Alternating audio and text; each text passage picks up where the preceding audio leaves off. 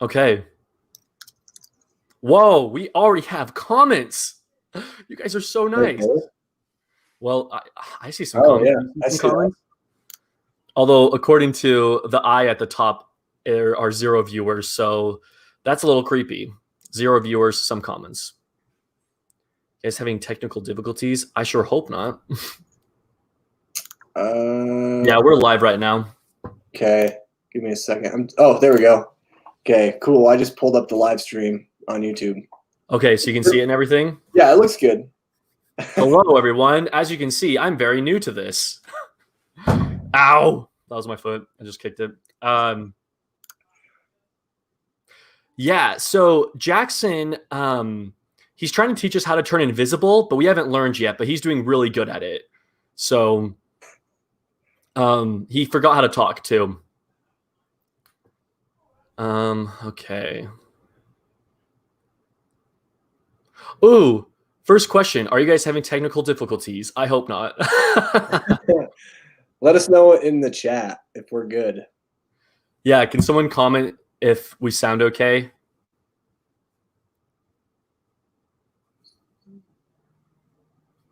Turn invisible. I don't know if I can. Only Jackson's mastered that. Apparently we got 10 people watching, so that's pretty good. Whoa. Yeah, I've done a live stream once, everyone, and it was 2 years ago when I went to college. So it's been a minute. And this That's how we met, dude. That's how we met. Was your live stream? That is how we met. Yeah, I did that live stream saying I'm going to college, and Nick commented and said, "You're coming to the same college I'm going to." And I was like, "Whoa." And then we had a class together. Yeah. Well, what happened was, okay, that's not the full story though. You worked at the movie theater at Fat Cat. That's true. And I saw you. Well, I saw you. And I looked over to my wife and I was like, I think that's that guy I met on YouTube, that Nate dude. And I probably looked way taller in person. Dude, you did. I was like, oh wow. Like I didn't realize that he was a giant. Yeah. That's something that I feel like probably a lot of people don't know about me is that I'm a pretty tall guy. Okay, someone was asking about the link. Yeah. Okay, I think just in case you still need it. Whoa, Jackson turned uninvisible. Here I am. Hey, my cousin and sister are watching. I told you your cousin was gonna watch. I told you. No, it's not that cousin. It's a different cousin. Hold on, I'm just gonna put this to my story, and then just tell people. Hey, who was a fan of Nathan before it was Cook? Who was a fan? Wait, what happened? Who was a fan of Nathan before it was Cook? Because Pixel Man says he was a fan of Nathan. Before you. Oh man, Pixel Man, you're the best, dude. Dude, you're so Cook. I was a fan of me before I was Cook too.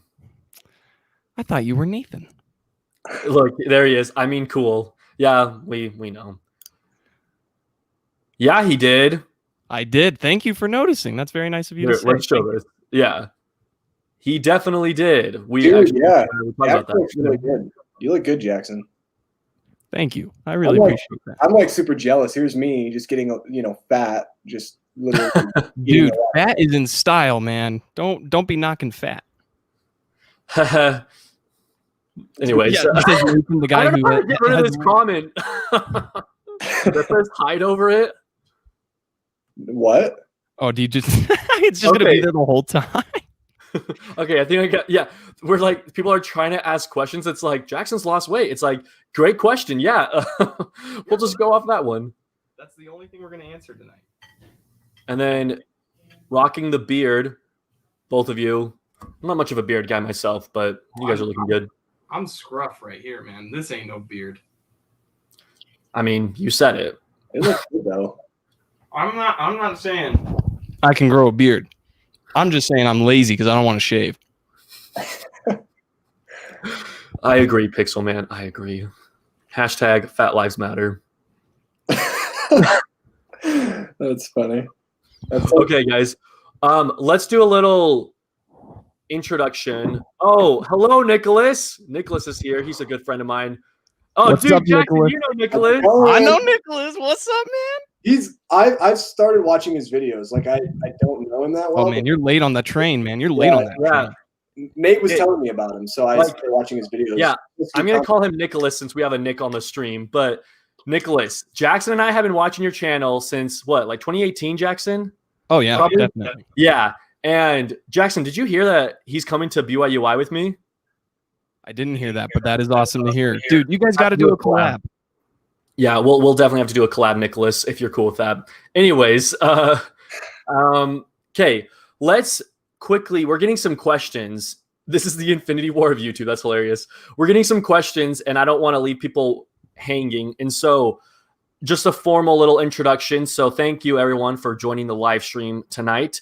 Our plan is to just shoot the breeze, talk about movies, answer your guys' questions that are coming in right now, as well as answer any questions that were submitted from my Instagram account. Before we get started, though, I'll just kind of give a little background of how I know Jackson and Nick, just in case you guys aren't aware. So Jackson and I, we went to high school together. We had do we only have one class together, Jackson? Just theater? Yeah, I think so. I think so, but we were hanging out all the time. We went to the midnight premieres together. Like, if you've followed my old movie channel, then you've seen Jackson on it. And then we did the Criterion Hall from summer 2018. So Jackson has been a good friend of mine for a long time. And then Nick and we met through college. So it's kind of like the next chapter of life. And I did a live stream 2 years ago when I was getting ready to go to college, and Nick commented saying that he is going to the same college, BYU Idaho. And so we were kind of chatting online a little bit, just kind of having small talk. And one night I worked at the movie theater when I first moved to Idaho. And one night, Nick and your wife, Nick? Yeah. I think I'm pretty sure it was my wife. It was either her or it was my friend Clayton. I can't remember. Yeah, they come to the movie theater, and I sold him his tickets, I'm pretty sure. And he was just staring at me. And I think it was because I'm a lot taller in person. Because, like, a lot of people don't really know, but I'm like 6'4", borderline 6'5". Like, I'm a very tall person. And so I think he was kind of like shocked at first.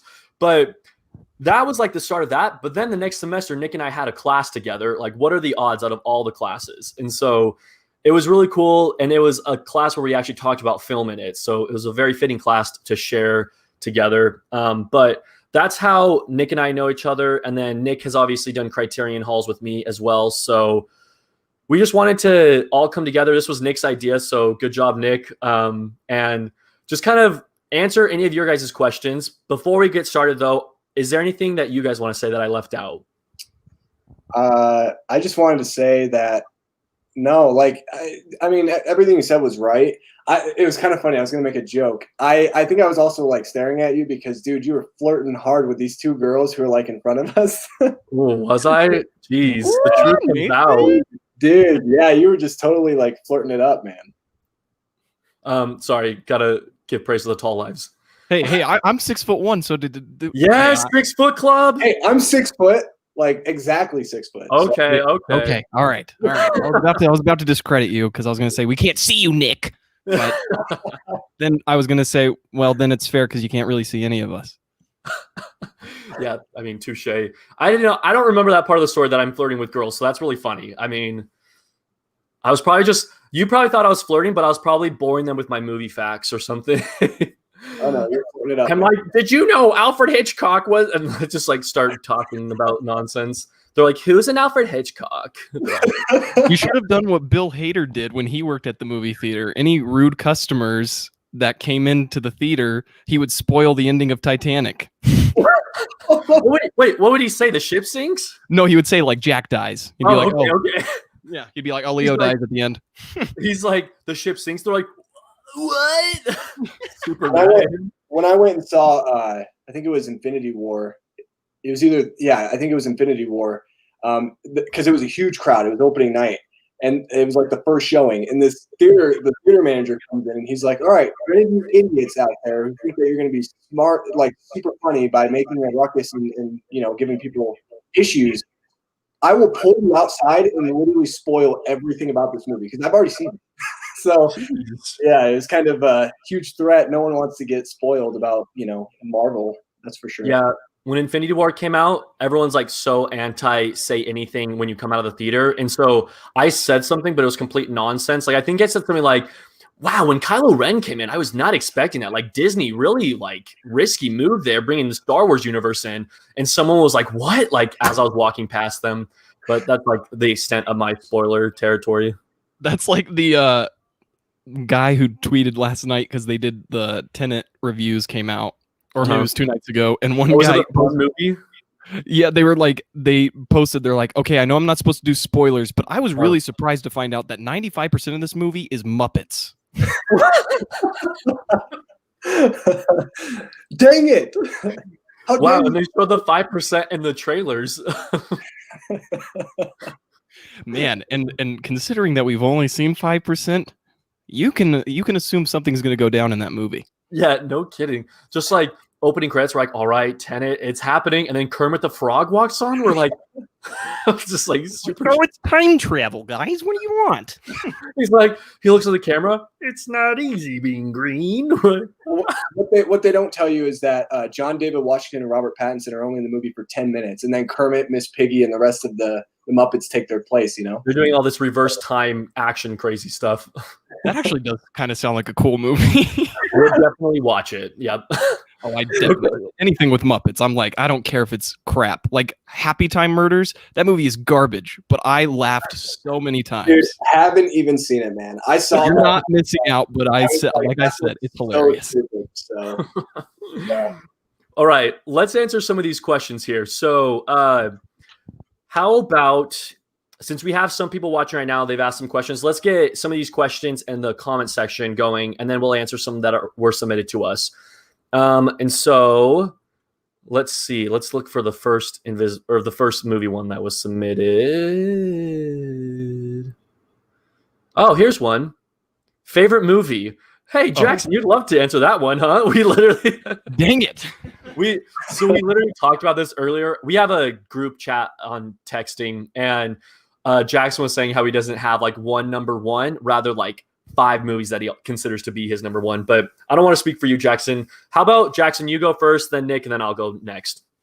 Okay, so the 5, they're pretty much in no order, and I'd say like these are like the number one. Like this is a batch of number one favorite movies. So it would go Goodfellas, E.T., Punch Drunk Love, and then I always forget because I'm put on the spot. It's like Red. Oh, Red Desert by Antonioni. And then Parasite on the list. Parasite would have been on the list. All right. And then Pulp Fiction. Yeah. That's the one I always forget is Pulp Fiction. But those are the 5. So Goodfellas, E.T., Punch Drunk Love, Red Desert, and Pulp Fiction. Those are my 5 like batch of number one movies. It's like the number one tier. Yeah, like the ultimate S tier. Exactly. Gotcha. Yeah, mine's very similar. I have 2 number ones, and then everything else, like all my other favorites, are like tied for number 2. I don't really have like, this is my 12th favorite film of all time. Like I can't keep up with that. My two number ones, my 2 favorite films of all time are the 2 greatest movies of all time. Those being The Empire Strikes Back. On my channel, I just watched it last night in the theater with my wife. I did a vlog. You guys can go check out my channel, Nick Talks Flicks. I've done stuff with Nate before, so you can just kind of find the links in other videos. And then my other favorite is The Princess Bride, which is a classic, dude. I just love that movie so much. What is that? The Princess Bride? Yeah, what's The Princess Bride? Yeah, is that similar to Barbie Princess and the Pauper? I think that's what I was thinking, like a spiritual sequel or something. Yeah. It's all right. Right? It's like it's the most amazing movie that's on Criterion. You know, unlike It's a Wonderful Life. Well, I actually have both Punch Drunk Love and Red Desert on Criterion, so eat it. Hey, whoa, nice man. Yeah, I have It's a Wonderful Life on the Laserdisc Criterion, so eat that. You also have It's a Wonderful Life, which I mean, you already get points for that because it's an all-time classic. Like I agree, The Princess Bride is an all-time classic. And Empire Strikes Back. No, but yeah, no. I mean, if we're gonna, that'd be like beating a dead horse saying Star Wars is good. Who's saying that anymore? Like, oh, Star Wars is good. Nobody's saying. Everybody, you're either on the train or you're out of it. It's so true. Jackson, do you see Baby Yoda's face right there? I can't even point to it. Baby Yoda. He seems scared to be near you, man. You need to get away. And my favorite movie is It's a Wonderful Life, obviously, but that's a huge spoiler for an upcoming series that I'll be doing. But I thought it was. Isn't it tied though? I thought you had 2 as well, or is The Lion King not? No, Lion King is number 2. Like I do consider It's a Wonderful Life to straight up just be like my favorite movie of all time. Lion King is number 2, but I don't want to say any more because I'm coming out with a list of video of this.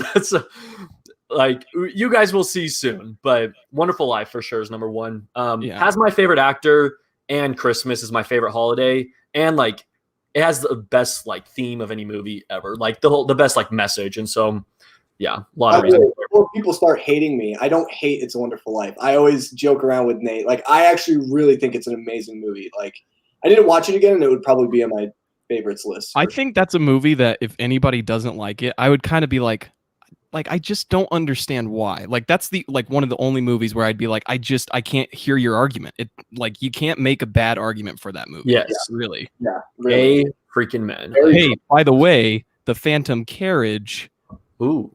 Hey. Ooh. I might be walking some pretty musty waters here, but I might say I like that one more. Then It's a Wonderful Life. They're Really? very similar, man. They're very similar. Okay, wow. I really want to see that now. I started it last year, but I never finished it. Well, and I think the reason why is because like It's a Wonderful Life, it's just so wholesome and it's like it's pure, and so like that's obviously why it's so great. But I think The Phantom Carriage goes a little bit darker because the main character is just so unlikable. You're like, how is this guy supposed to be redeemed by the end? I'm down for an unlikable George Bailey. Oh yeah, and then he like I said, you see him going through his life and see what it could have been and what it should have been, and then he Christmas Carol a little bit. Oh no, it's absolutely and then the end, like I won't spoil what happens, but the end, there's a moment that like happens and it's kind of like the It's a Wonderful Life moment, but it's like I don't know why, but it like hit me harder than It's a Wonderful Life just because like the acting, like it's so good. Dude, you're like I've been watching a lot of silent movies this month for Hitchcock month. I want to see all of his silent films, but like so I'm actually like getting way more into silent films, but like so I'm much more excited to like watch that now. Oh, and it's an easy watch too. It flies by. Yeah, that actually, there's going to be a question we'll be hitting later, but there's a question about like what our definites are for the November sale already. And I might add Phantom Carriage to it based on what you've said. But anyways, all right, let's get to another question. Are you planning on getting the Punch Drunk Love on Criterion? I think Jackson and Nick already own it, right? I do. Yeah. I don't. Okay. Missing out, man. Great version. Great edition. No, I think you're getting it mixed up with Grand Budapest Hotel because it's Wes Anderson. I know what you meant. The Scorsese shorts. No, I don't own it, but I really want to watch the movie. I know Filmstocked, who Nate and we've collabed with. He loves that movie. Chris, like he talks about it like. Yeah. Oh, sorry, I wasn't making that face at you, Nick. I read a comment, and that's what I was making the face at. Like, sorry. Who's filming? Sorry, someone. No. I love Filmstock. Someone wrote a comment, and it totally threw me off guard. Sorry. Put them on full blast, man. Put them on full blast. That's what we're here for. Oh my god, Nick William, dude. He's like my favorite troll. I love this guy. Is this the guy, Nick William? Are you the one who filmed the video of you eating celery? He has a new one. He has a new one where he eats celery. Dude, you have to watch that. The fact that he just eats celery for 14 minutes and doesn't. He has a video that's called "Me Eating Effing Celery" or something like that. That's the one. That's the one. Yeah, you've seen it? Yeah, watched the entire thing. He's hilarious. Actually. He's a good borderline art, man. Okay, let's okay. I got a question for Nate. You guys can answer this too if you want. Do you have a least favorite Hitchcock movie? Mine is Easy Virtue. I as you guys know, I love ranking things, and so I definitely have a least favorite Hitchcock film, but I wouldn't say that it's like a bad film. So, oh, that's actually really funny. Yours is Easy Virtue. That's my least favorite too. It's this movie about this girl who goes through this divorce, and she wants to kind of like. It's a silent film, first off, and she wants to like build a new life, and so she goes to this new guy, falls in love, but her family, the like in-laws, are really like on her, and they're like, there's something off with her, and I don't know, I just couldn't get with it. So Easy Virtue is my least favorite right now, but I've seen 29 of his films, so take that into account too. Jackson and Nick, do you guys have a least favorite? You can go first, Jackson. I'm trying to think about it because I'm trying to go through all the ones that I've seen that I just went, oh, I didn't care for that. I mean, this might be unpopular, but I don't really care for the birds all that much. I think, dude, feel you. I actually feel you on that. Yeah, I think it's just a little too slow for my taste. It is. I have it like, I won't lie, it's still my number 11, but so I still like it, but I definitely totally see the overrated crowd. Like I'm kind of in that crowd. Yeah, like I like it. Like I think it's fine, but I'm not like this is a classic. It's definitely no Psycho or Vertigo. Absolutely not. For me, it's hard because I'm just catching up on Alfred Hitchcock. So I haven't really watched a lot of his filmography, to be honest. I've enjoyed all of his films. I agree on The Birds. That one's not like memorable to me as much as like Rear Window or Psycho. You know, Rear Window to me is just an awesome movie. We've talked about it on our text, our group text that we have, but probably I would say the one that I still like the movie a lot, but it's my least favorite out of the ones that I've seen so far, and except for The Birds, is Notorious. But it doesn't mean I don't like the movie. I really like it, but I haven't. Really Jackson's face. I haven't. So just of the ones you've seen, just of the ones you've seen, because I know. Yeah. So that's literally like that's my number 7. But so you see it as a good movie, but it's not your least. It's just your least favorite, but you still think it's good. I mean, I really, really like Notorious. And I think the thing is it's either Notorious or Shadow of a Doubt, but I really enjoyed Shadow of a Doubt because Joseph Cotton in that movie is like so creepy. Oh, yeah. Oh, I love Joseph Cotton. I love that guy, man. That guy can do no wrong. But I also he's a big tool in that movie too. What's that? He's a big tool in Shadow of a Doubt. Oh yeah. Versus him in Third Man. Oh, I love Third Man. I need to watch that again. Dude, they need to re-release that Criterion. Like, come on, get on it. What gives? Freaking Criterion, release that. But sorry, I really quickly, since no one knows about Easy Virtue, a better known Hitchcock film that I don't really care for is Rebecca. I've seen it twice, and I don't know what it is. I cannot get on the Rebecca train. So I think love it. Here's my game plan. I'm going to read the freaking book and then watch the movie again and try to just like fall in love with the story because I want to love it, but I can't. I don't know. It's hard. So speaking of Hitchcock, actually, I haven't watched Rebecca yet, but tonight I'm actually planning on watching Dial M for Murder. Yes. I need to see that one again. I'm excited about it. That's in my top 5. Yeah, that's number 4 for me. Well, I think because that's tough. Like Rebecca, I can get why you wouldn't care for it as much because it's not as much of a Hitchcock movie. It's very slow, and yeah, but I don't even know. Like maybe I've been watching a lot of slower Hitchcock films recently, so maybe if I watch it now with like now that I understand the director more, maybe I'll like it more now. Yeah, because I think with Rebecca, the thing I like about it so much is just like how investing the story is. Like That's for me true. personally, like because you're just like creeped out the whole time. Like, is this woman haunting the house, or is like this maid just absolutely insane? Yeah, it's a movie that it's kind of like Nick and Notorious. Well, actually, it's not super. So, like, what I'm trying to say is, I still gave it, I think, a 7 out of 10. So, like, it's not a bad movie, but I'm just not really on the Rebecca train. But really quickly, let's each share our number 1 Hitchcock movies. You go first, Nick. Who? Nate? Okay. Yeah, okay. So it's been Psycho for as long as literally since I've seen Psycho, it's been Psycho. But not gonna lie, recently rewatching Rear Window and then also making the 11 out of 10 movie review I did for it, I just realized, I was like, holy, this movie is just so good. And also, I think it's kind of James Stewart being in it definitely plays a factor, because that's one of the reasons I love Wonderful Life more than other movies, because it has my favorite actors. So I think that, like, seeing as how Rear Window has James Stewart and then also the beautiful Grace Kelly, like, as of right now, I've got to say that's my number one. But I love that shot.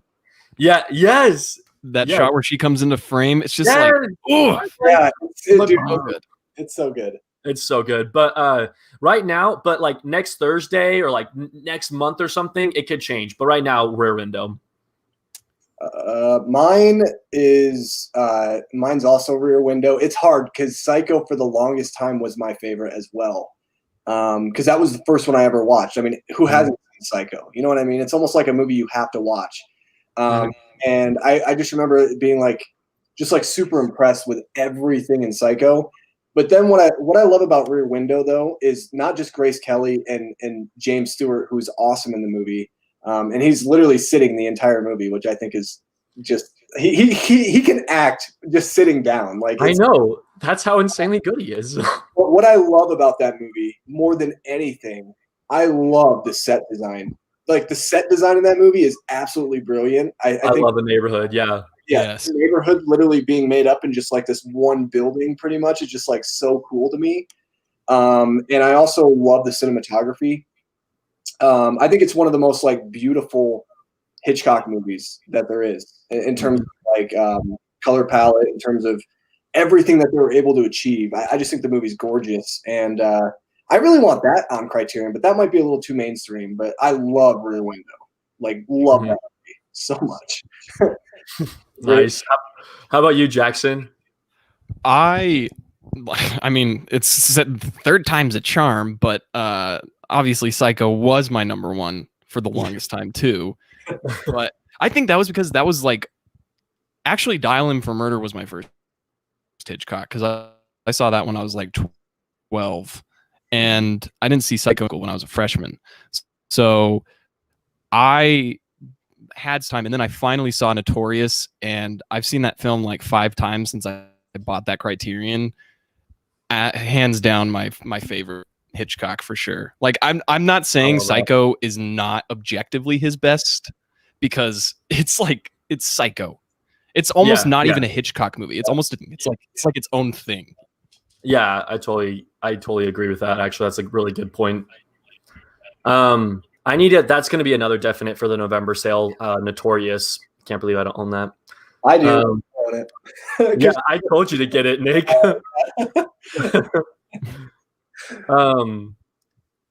Okay, let's talk about this controversial one. Sallow is the family film of a pandemic. It really brings families closer. Agree? No. So we're just going to move on. I absolutely agree. You want to know why? I think it's because when they walk. When they what? I can't hear. You muted yourself. Man, it's crazy. It's crazy. Yeah. Good. Excellent point, Jackson. Excellent point. Thank you. I haven't answered your question, Jewel Woods. Yeah. I'm sure he got a whole notebook full of answers from that answer. Okay, let's see. Why are you going? Someone asked me if I'll give Seventh Seal a second chance. That actually, let's go ahead and talk about Seventh Seal and Ingmar Bergman in general, because one of the questions that was submitted to us is favorite Ingmar Bergman film. So let's talk about that. I have seen 2 Ingmar Bergman films, Seventh Seal and Wild Strawberries. What happened was I commit to something and I get really excited about it, and then I quit like a little bit into it. So for example, Seventh Seal and Wild Strawberries, I was really getting into Ingmar Bergman one summer, and then I just didn't pursue it further. And now I'm like so caught up in a bunch of other movies I want to see. So I've only seen 2, but of those 2, I definitely like Wild Strawberries. That's my favorite one. Just because I like the whole idea of this man coming to the close of life and hoping, like he's fearing death, and he's just kind of hoping that he made some sort of impact. I just like that plot. Seventh Seal, I definitely do need to give another shot. So I will definitely see that again someday, I promise. Nick, have you seen a Bergman film? I've seen 0 Bergman films, so Okay, cool. I have You're no. a Bergman virgin. I'm out of this conversation right now. So Your first movie should be The Virgin Spring, then. Yeah. I do want to watch Seven Seal though, even though I know Nate, you're not like the biggest fan of it. Well, it's like what it is that I was just expecting more for it because I knew about the iconic chest scene, but that was the only thing I liked about it. Everything else, I was like, this is like considered to be the great, like one of the greatest movies, and so I just need to give it another shot, honestly. Yeah, Jackson, you talk. You've seen a few. Yeah, no. Bergman's like next to Kubrick as my favorite director, honestly, because I just went through a binge of Bergman on the Criterion channel before the sale because I was like, I was gonna get that box set, but I didn't end up getting the box set. But I did watch 50 other movies. Yeah, exactly. And then I think Seventh Seal is actually not my favorite, and I don't think it's even near the top of my favorites for Bergman, honestly. My favorite Bergman is Persona. I need to see that. It's so good. It's just I think you're gonna absolutely hate it, Nate, but I think when you think about it, you'll like it, but when you're watching it, you'll be like, I hate this so much. Will it be kind of like Me in the Lighthouse where I appreciate it, but I hate it? Yeah. I don't hate The Lighthouse, but not my movie. It's kind of similar to The Lighthouse, honestly. It's these two women in seclusion. One of them's an actress who recently went mute after like something happened to her on stage, and there's this nurse who takes care of her, and they're advised to go out to this beach house and they kind of start forming into one another in a way psychologically, and it's super good. But a good Bergman to start with, Nick, is The Magician.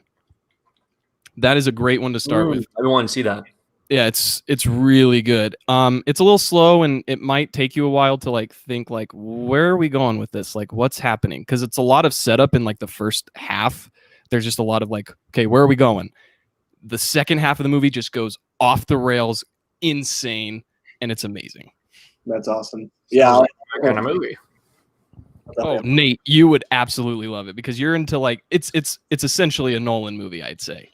Oh, bro. The Prestige drew so much inspiration from it, and you can absolutely tell.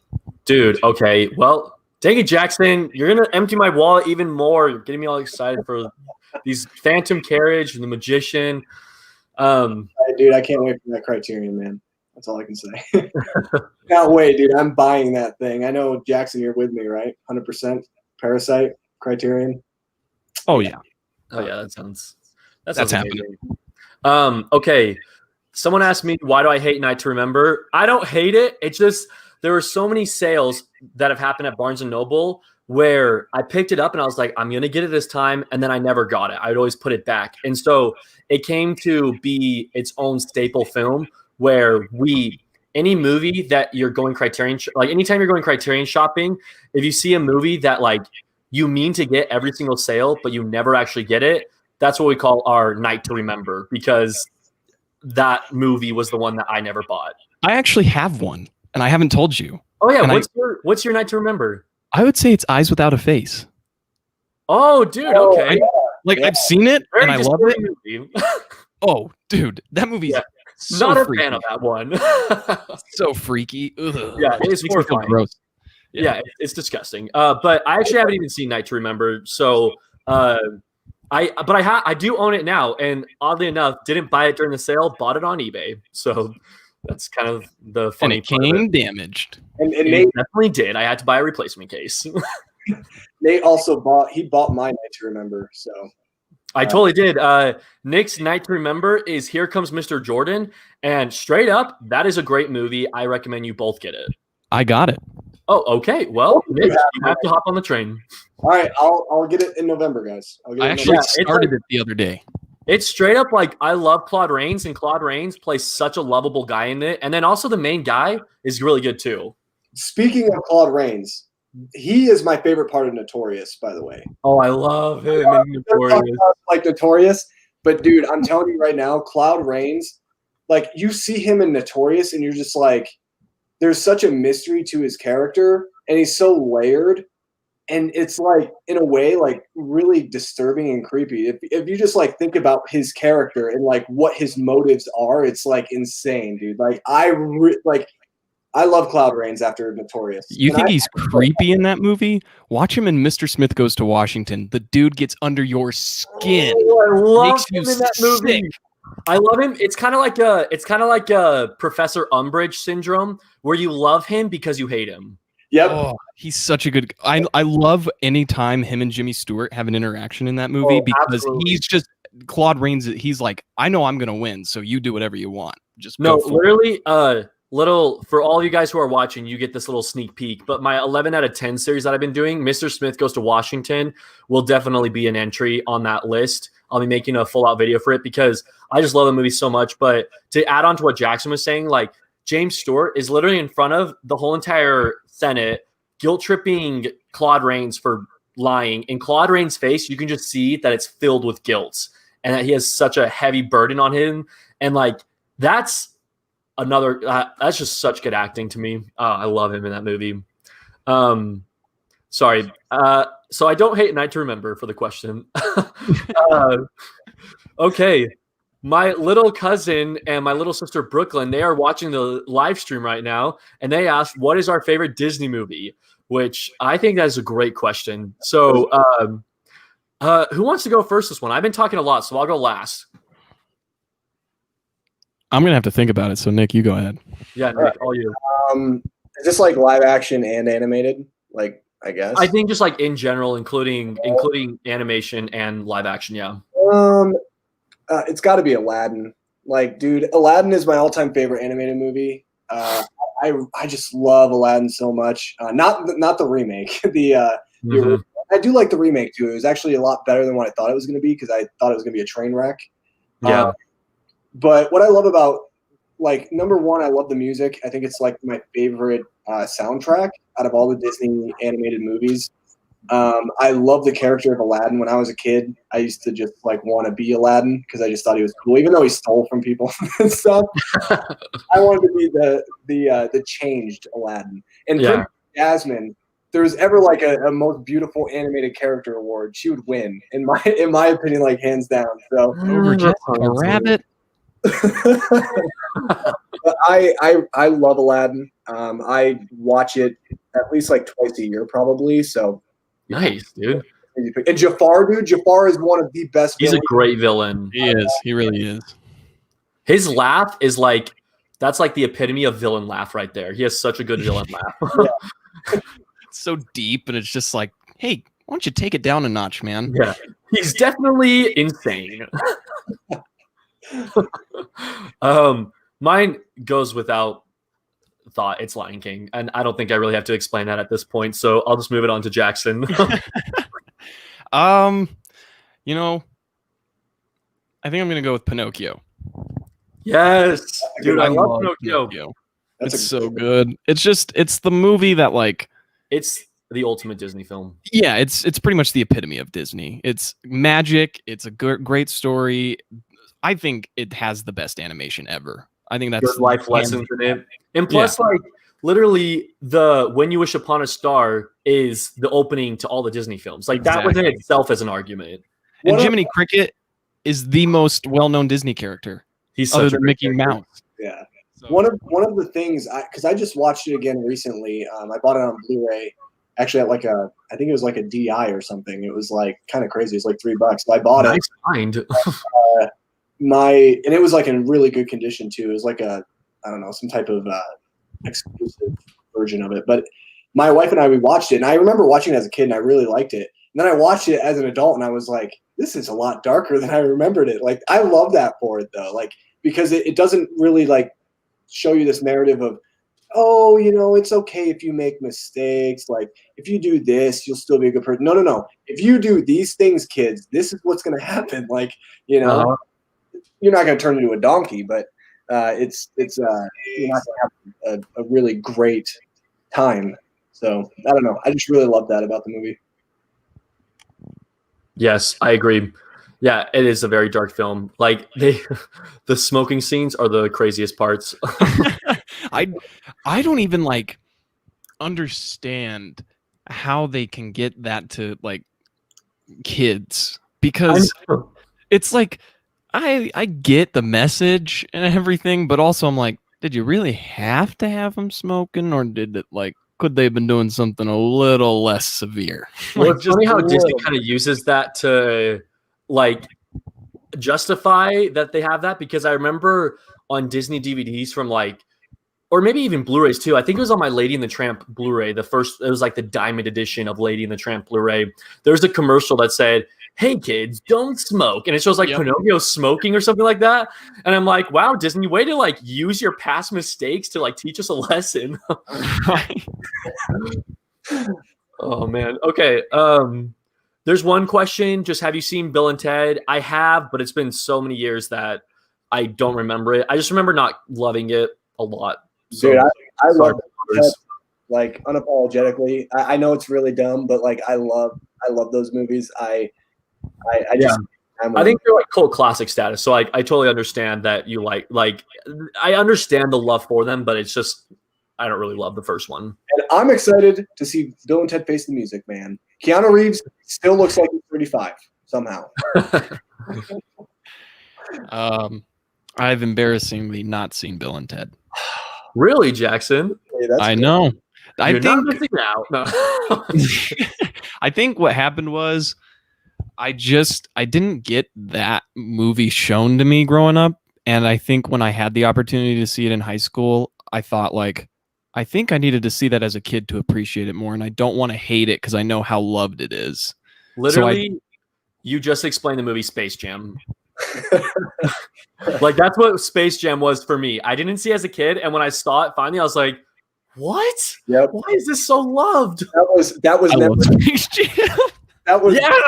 that was never ending story for me. When I was a kid, I loved that. It was like one of my favorite movies. And then I just watched it like a year and a half ago with my wife, and it was the first time she ever watched it. And I was just like, this movie sucks. Like, this is not it being. Dude, the Dark Crystal, man. I love that movie though. Oh, I love that movie. Jackson. Ugh. Yes. Had to bring that up. Yes. Well, that's kind of the same thing, Nick. I didn't show anybody the Dark Crystal because I had the same thing happen where I loved it as a kid and I wanted to revisit it as an adult. But I think who did I recommend it to? Not Nate, but I recommended it to somebody and they did watch it and they were like, I couldn't even watch the first 20 minutes. It was so stupid. And I was like, I want to punch you in the face, but I'm going to save that for later. All right, Nate, let me tell you this. Let me tell you this. The movie is amazing. Like, I love the movie. If you don't like the movie, I get it.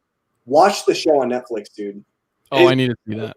It's like Game of Thrones for family. Like for the family. Like, it's awesome. It's really good. That does sound awesome, actually. It actually is Game of Thrones with puppets, kind of like, or with Muppets, kind of like Tenet.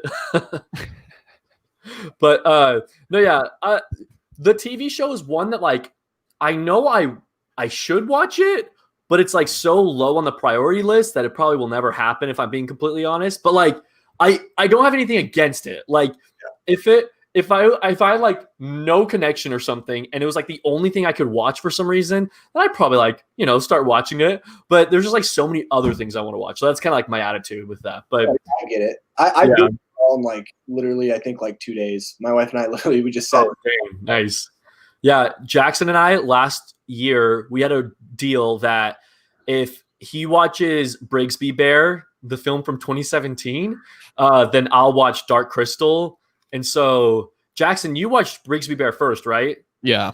Yeah, he watched Brigsby Bear, and so I'm a man of my word, to quote Joker. But yeah, so I watched it, and I enjoyed it, but like I definitely see where someone would be like, "What the heck am I watching right now?" And Jackson, Bill and Ted, all you're missing out on is basically the whole movie is just like, dude, oh, that's bogus, dude. Like, Oh man, Wayne's World before Wayne's World. I prefer Wayne's World, honestly. I mean, I might too. I love Wayne's World so much. It's a good movie. Isn't there a scene in Wayne's World where they're like totally product placement? They're like, yeah, they're like, I will meta? never bow down to any sponsor, and holds up a Pizza Hut box. Oh, it's so funny. I love that. I don't even remember anything from that movie except for the sponsor scene. Okay, we have like questions from what time is it? From 25 minutes ago. So I'm gonna try to kind of. Okay, this is a good one actually. I think this was submitted on Instagram too. Favorite Kubrick film? Oh man, Picking a favorite kid. What? It's like picking a favorite kid. I know. Yeah, this one's hard. I mean, I'm gonna go with 2001, just because it's like it's the ultimate Kubrick. But I will say, because Kubrick, I'm just kidding. No, because like 2001 is like the definitive Kubrick. It's above his filmography, I think. It's kind of like the Franco of exactly. So if I'm gonna go with like personal favorite, I would actually go Barry Lyndon. Dude, I need to watch that. It's on my that's the next time I release a video of films that my viewers recommended, Barry Lyndon will be on it. So I'll be watching it very shortly. Yes, it's Nick loves 3 hours. Like the 3 hours might seem like, oh, come on, but the story just keeps going in so many different directions, and the guy just becomes more and more despicable, and you're just like, man, I can't wait to see this guy get his due justice. Let's keep going. I'll say this, though. I'll say this. Don't ever watch it during a 24-hour movie marathon. I fell asleep. That was actually like my sleep movie. I didn't mean to do it. It just happened. My wife actually pretty much watched the entire movie, and she liked it. That's funny. I woke up at the end. When the ending happened, I was like, well, dang. Like, I mean, I don't need to watch the movie now, but no, I'm just kidding. I'll watch it. My favorite Kubrick, it's hard. It's either 2001 or The Shining.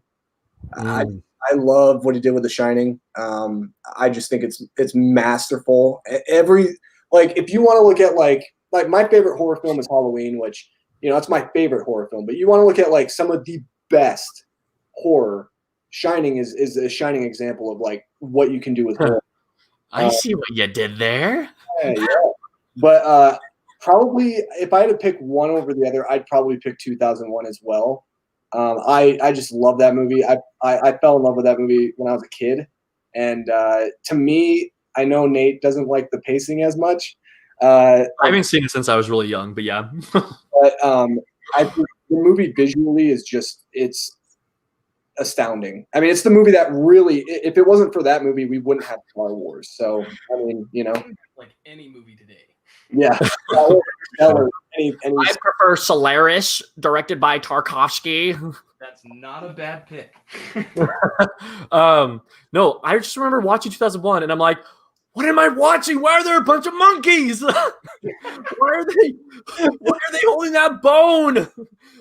Why is he a baby all of a sudden? Or why is he an old man? I was like so confused, and I was like, what am I watching? But anyways, that's not my favorite Kubrick film. I'm going to say, oh, what was that? I was saying somebody commented Paths of Glory was a great one. Yeah, no, that's my favorite, Paths of Glory. I would honestly say that's my favorite. Yeah, it was my it was in my first Criterion Hall ever, just because the cover caught my eye, and yeah, it's actually a really, really sad movie. So check it out if you haven't. I'd probably say Paths of Glory or The Shining, but The Killing is really good too. Oh, I love The Killing. I love all of his movies. A Clockwork Orange is amazing. Full Metal Jacket, Eyes Wide Shut. Dude, Eyes Wide Shut is just one of those movies that I'm like, I can't believe he made that. Like, of all people, because it's so not him. Like, it's really? like it is visually and like in character ways, but like the story, isn't it? Yeah, it's so random to me. I know and he's actually really good in it. He is. Oh, he's a great actor. I believe it. One movie that really surprised me that wasn't his, that I feel like fits a Kubrick film, is One Flew Over the Cuckoo's Nest. Like the style felt very similar. To Haven't seen it. Kubrick. It's a great Okay, movie.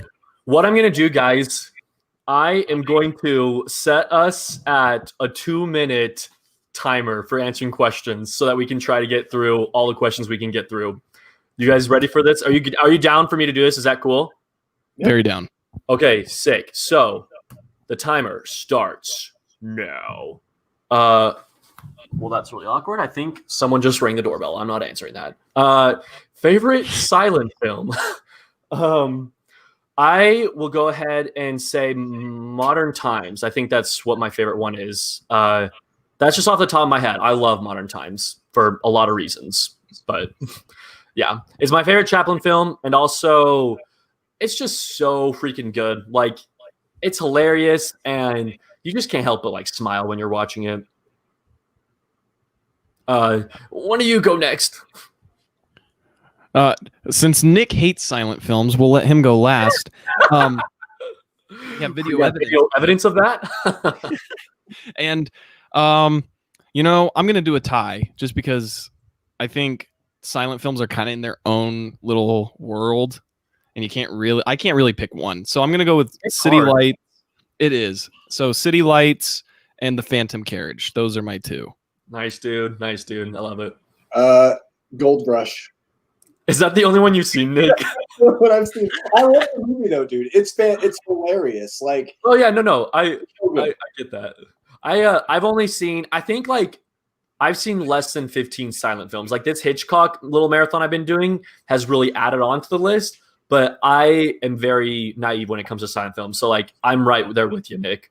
Yeah. I also really like that Swedish one. What was it that just came out on Criterion like last year? And it's the witch one. I don't remember what it's called. Oh, Haxon. Is that what's Haxon? Yeah, the devil one. Yeah, dude, that one looks so creepy.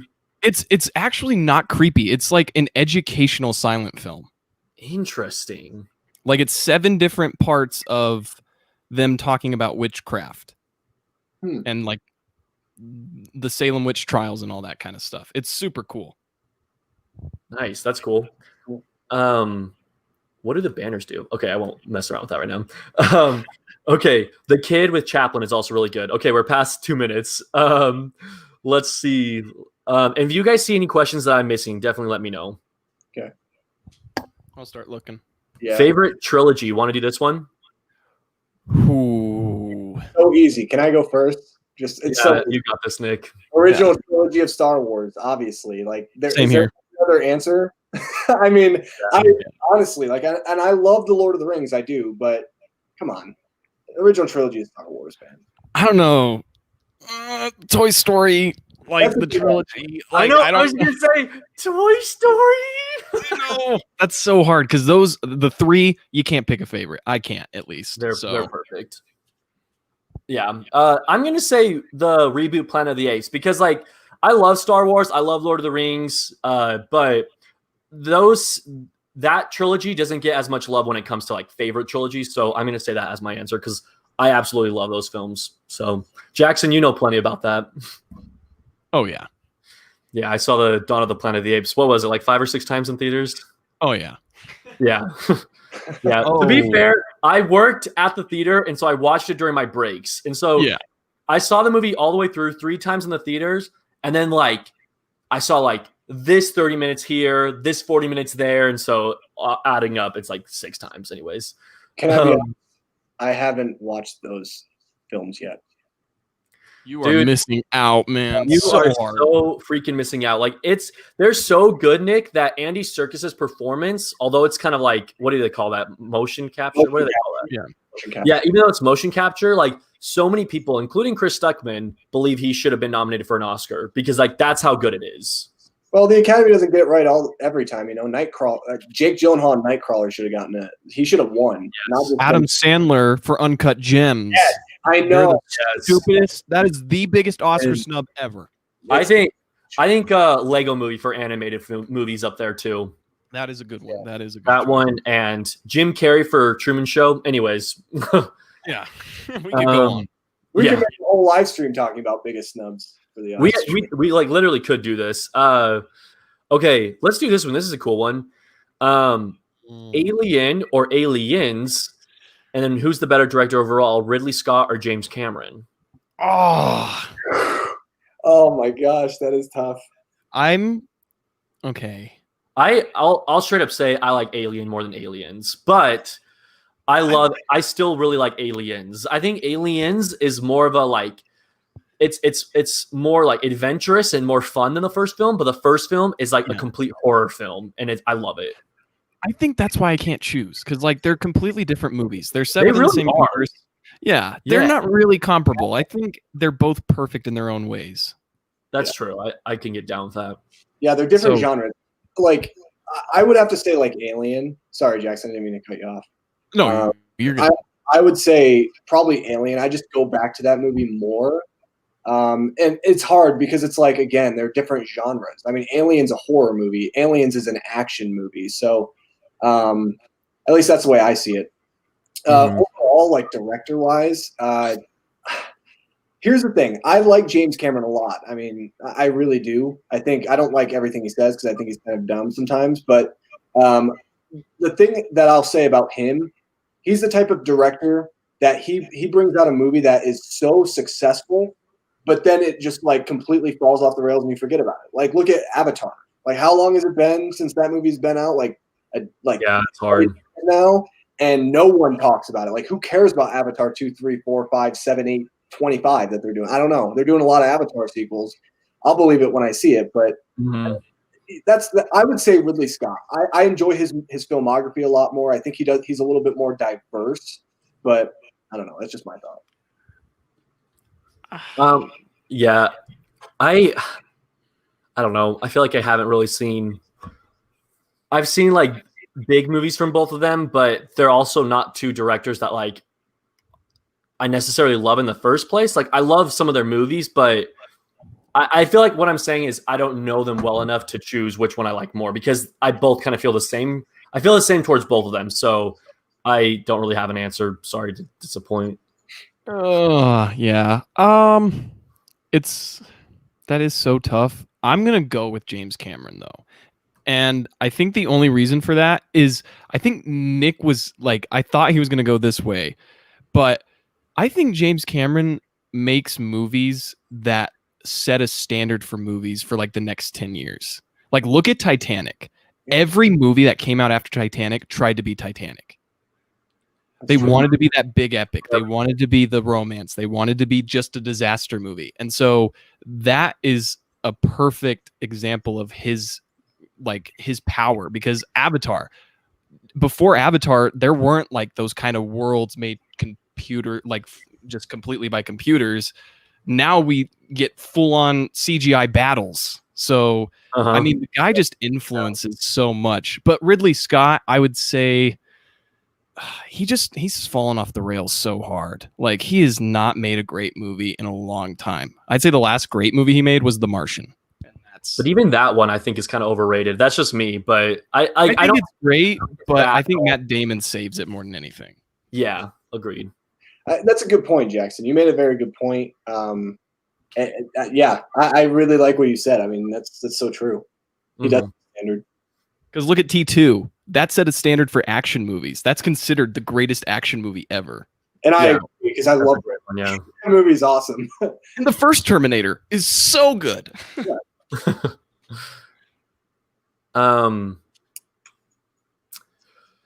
Yeah. Sorry.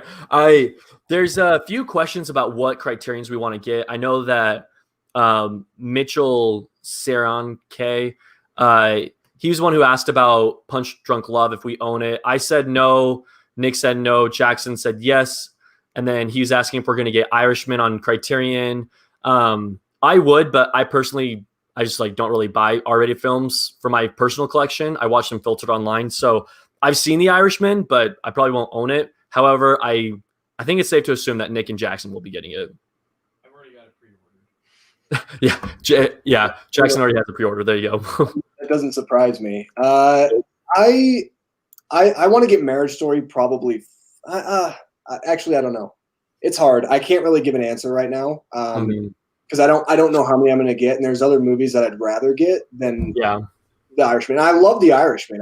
There's other movies like I love that cover art. for sure I'm buying that. At first I was like, and then I looked at it more and I was just like, oh, I love that. Yep.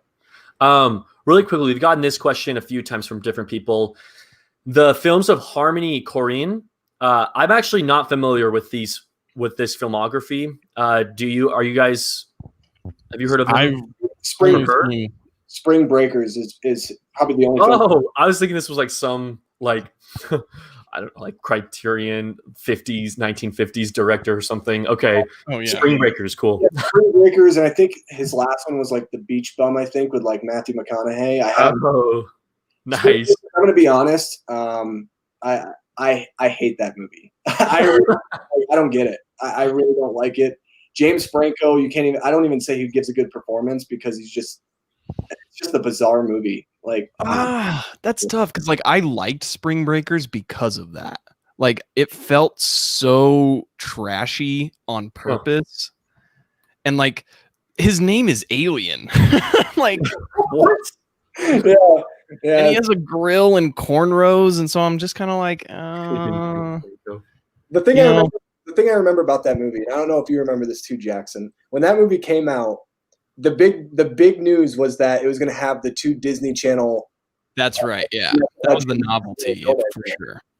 So it's like them like leaving Disney and like dropping F-bombs and stuff. That was really what that movie was for.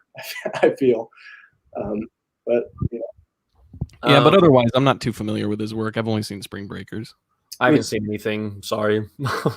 I like this comment just because I saw Failsafe fairly recently. Someone just made a comment saying, kind of praising Failsafe, how the first 10 minutes are great, next 20 minutes were good, but didn't feel like it was going anywhere. Then the rest of the film is 10 out of 10.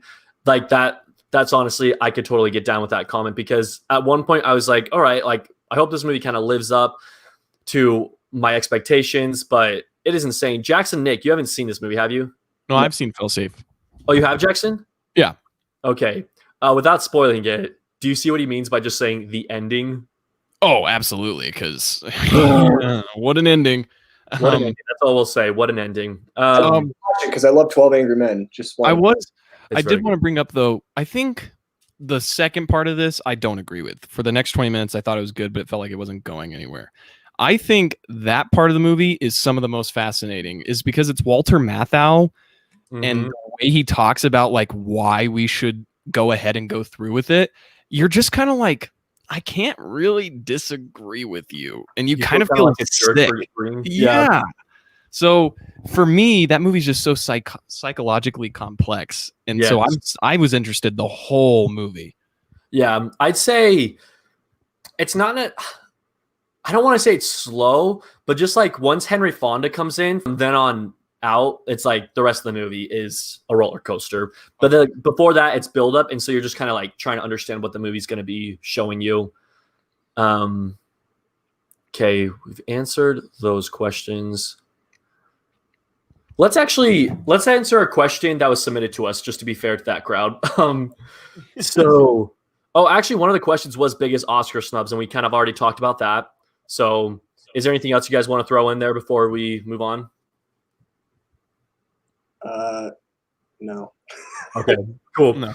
And then this is a cool one. This is from one of my friends here, Bernardo. What is the best movie theater experience you've had?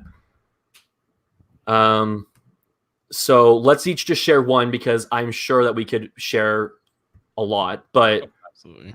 Yeah, just the single best theater experience. Nick, want to go first? Sure. Mine's, it's probably the common answer. Probably Endgame, because, and I'm not even like the biggest MCU fan. Like I really enjoy the movies, but just being in the theater and like having it feel like you were watching the World Series, or if you're into football, like the Super Bowl or whatever, like that's what it felt like.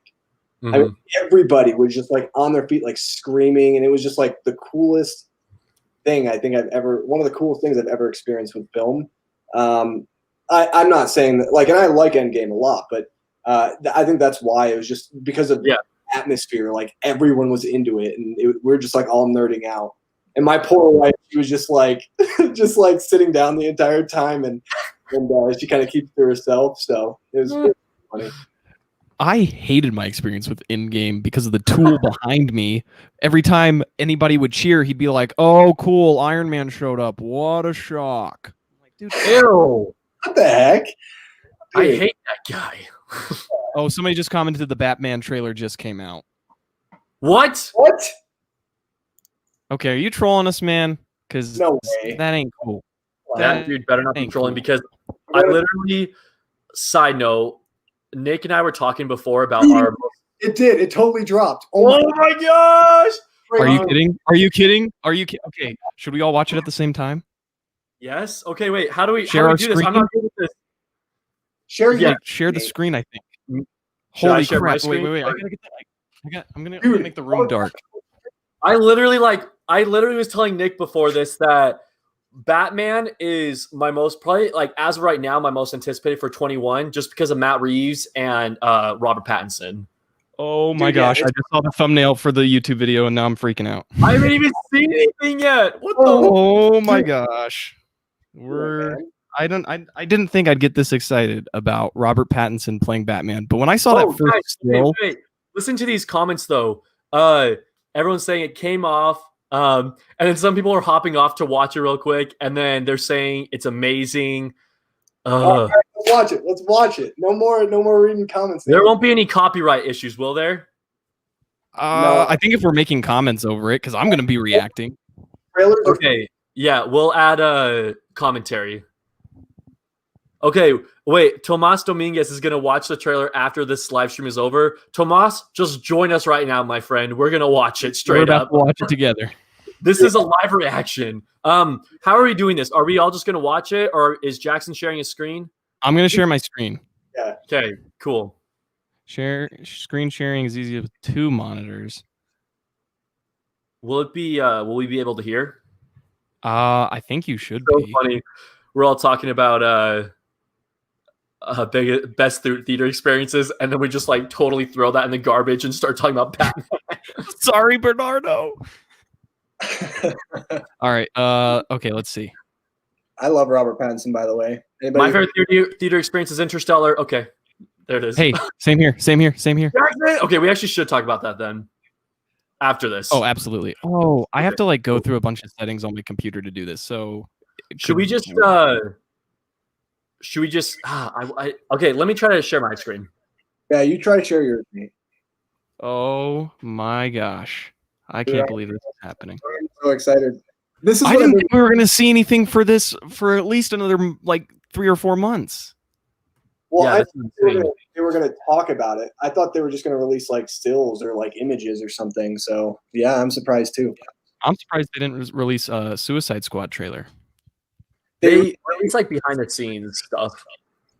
Oh yeah, I saw that they were doing that, but I mean like I just want to see the movie already because it's James Gunn. Yeah, for sure. Okay, just a second. I have this weird OCD thing where when trailers come out, I have to watch it from the film company, like Warner Brothers. I can't watch it from like movietrailers.org or whatever. Oh, but I'm the same way. Yeah, I can't find it from Warner Bros. So I'm just gonna do it from Movie Trailers Entertainment. I'm gonna break my rule right now. Okay, just a sec. All right. By the way, I'm predicting the Batman is going to be the #1 biggest movie of next year. It's playing. Oh wait, Can you guys hear it? Play it. Let's see if we Can can you hear this? yes, I can hear it. Okay, guys, we're gonna watch it right now. I don't know if everyone can see. Can they see our reactions, Nick? You have the video pulled up in the other screen, don't you? Good check. Yeah. Yep. We're good. They can see what our reactions are. Yeah. They'll be able Okay. Okay, we're gonna watch this bad boy. Oh my gosh. Ready, guys? Yeah. Yes. Okay. My name is Bruce Wayne. When I was 10, my parents were murdered in front of my eyes. Is that a scene from Joker? No, that's from BVS. That's Oh, what Yeah. the? I didn't know they were using Snyder's Batman. My life training to fight the same sort of criminals that took them from me. But this is different.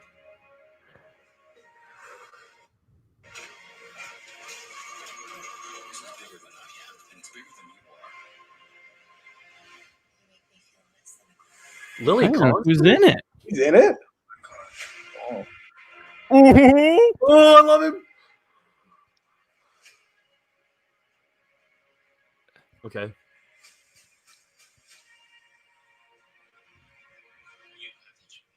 But you spec the faces of Gotham's criminals, and you think there might be some casualties.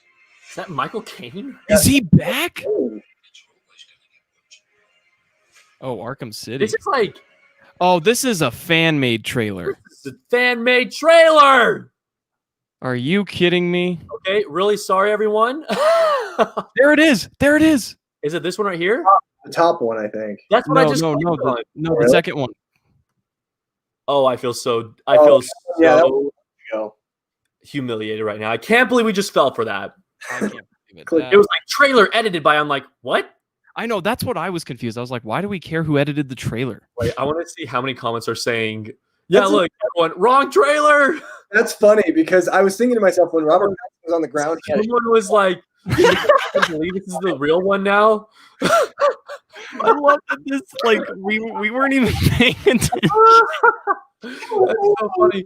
Right when it's Michael Caine's voice, I'm like, and then it shows Bane with Batman's mask, and it's like, okay, I was like, why is Arkham City? Why does it look like a video game? all right. Can No, someone yeah, comment if this is the right one? dude. Zoe Kravitz is Catwoman in this movie. We should see something of her, right? Oh, Okay, this is it. Yeah, there you go. it's this one right here. We should be good. Let's just, Let's try it. If we're wrong again, we're wrong again. yeah.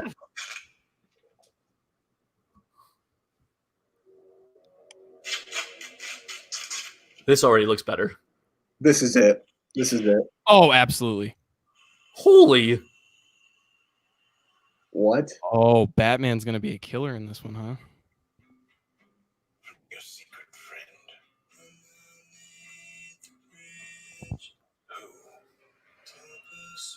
I love that guy. Oh no way! Totally He's is. Yeah, he's Right? Detective Gordon. Really? That's Yeah. so Yeah. cool. I love Jeffrey Wright.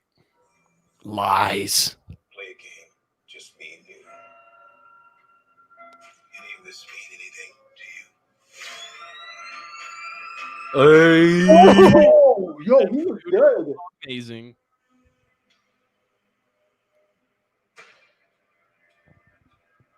You're becoming quite a celebrity. Oh, I love Robert Pattinson. Oh, He looks kind of like gothic Peter Parker. Free. Spider-Man too. Catwoman. Yep. yes. Zoe Kravitz, dude. He kind of looks like Ben Affleck's Daredevil, though, the mask. Well, with his hair, he looks like Peter Parker from Spider-Man 3. I can see it.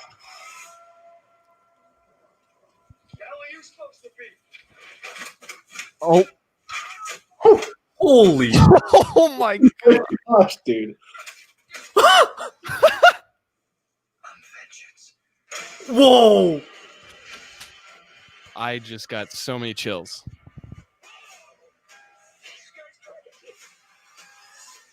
Oh. Oh man.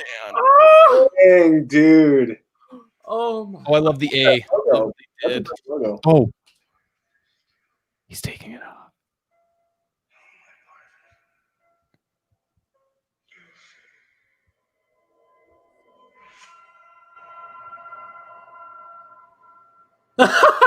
Dang, dude. That's cool. That's cool. Oh, currently in production. Yeah, they Okay, I'm gonna stop sharing. thing that they did for the Riddler, man. I love the Riddler as a character. I'm super excited, especially because Paul Dano is playing the Riddler. Yes. I love Paul Dano. Oh wow. That Yeah. is going to Wait, did be. you say Paul Dano's playing the Riddler? Paul Dano is the Riddler, and then Colin Farrell is playing Penguin. I thought he stepped out. I thought he didn't take it. They were gonna have Jonah Hill. That's right. That's what it was. And he stepped out. Yeah. Dude, I wish it was Jonah Hill. That would have been a great casting. I mean, but are they talking about like big Jonah Hill or like right now Jonah Hill? Right now, Jonah Hill, probably. Well, I don't know. Maybe he could probably gain some weight. Because I know the Penguin's got a big belly, so I don't know if they would. Well, you know, I mean, they casted Colin Farrell, who is super skinny. exactly. Yeah, true. So, That's so funny. Someone commented and they're like, while you guys were debating on watching the trailer, I watched the trailer. I mean, fair enough. Can't blame me there. Hey, we watched a fake trailer. Yeah, we watched a very well edited fake trailer that I remember we were watching. And I was like, is that from Joker? And you guys are like, no, that's from BVS. I'm like, how does that make any sense? Yeah, I was confused. I was like, Lauren Cohen is going to be in this? Okay. And then I saw Lily Collins and I was like, she was never announced. Like, that's interesting. Oh, yeah. I'm usually so good at detecting those. I can't believe we lasted as long as we did before noticing. and especially because you made all the hullabaloo about, I don't like these concept looking. Yeah, only I like to literally do said my real I thing. don't like clicking on other channels. I only like doing like the source. And so Exactly. that's why. I also think it was because we're just like super giddy and super excited. And so we weren't really like prepared, you know? Yeah. Oh yeah, I was just going with whatever they were showing me because I was like, it's a I'm Batman. like, why am How I am I here supposed to know? right now? Okay, well, let's quickly talk about our thoughts since everyone who's on here we're talking about this now. Let's see. What are your guys' thoughts? That was such a good trailer. Such a good trailer. That was really good. It was everything that like we needed to see because it didn't show us too much, but it built up the anticipation, which is what you want to do for a first trailer.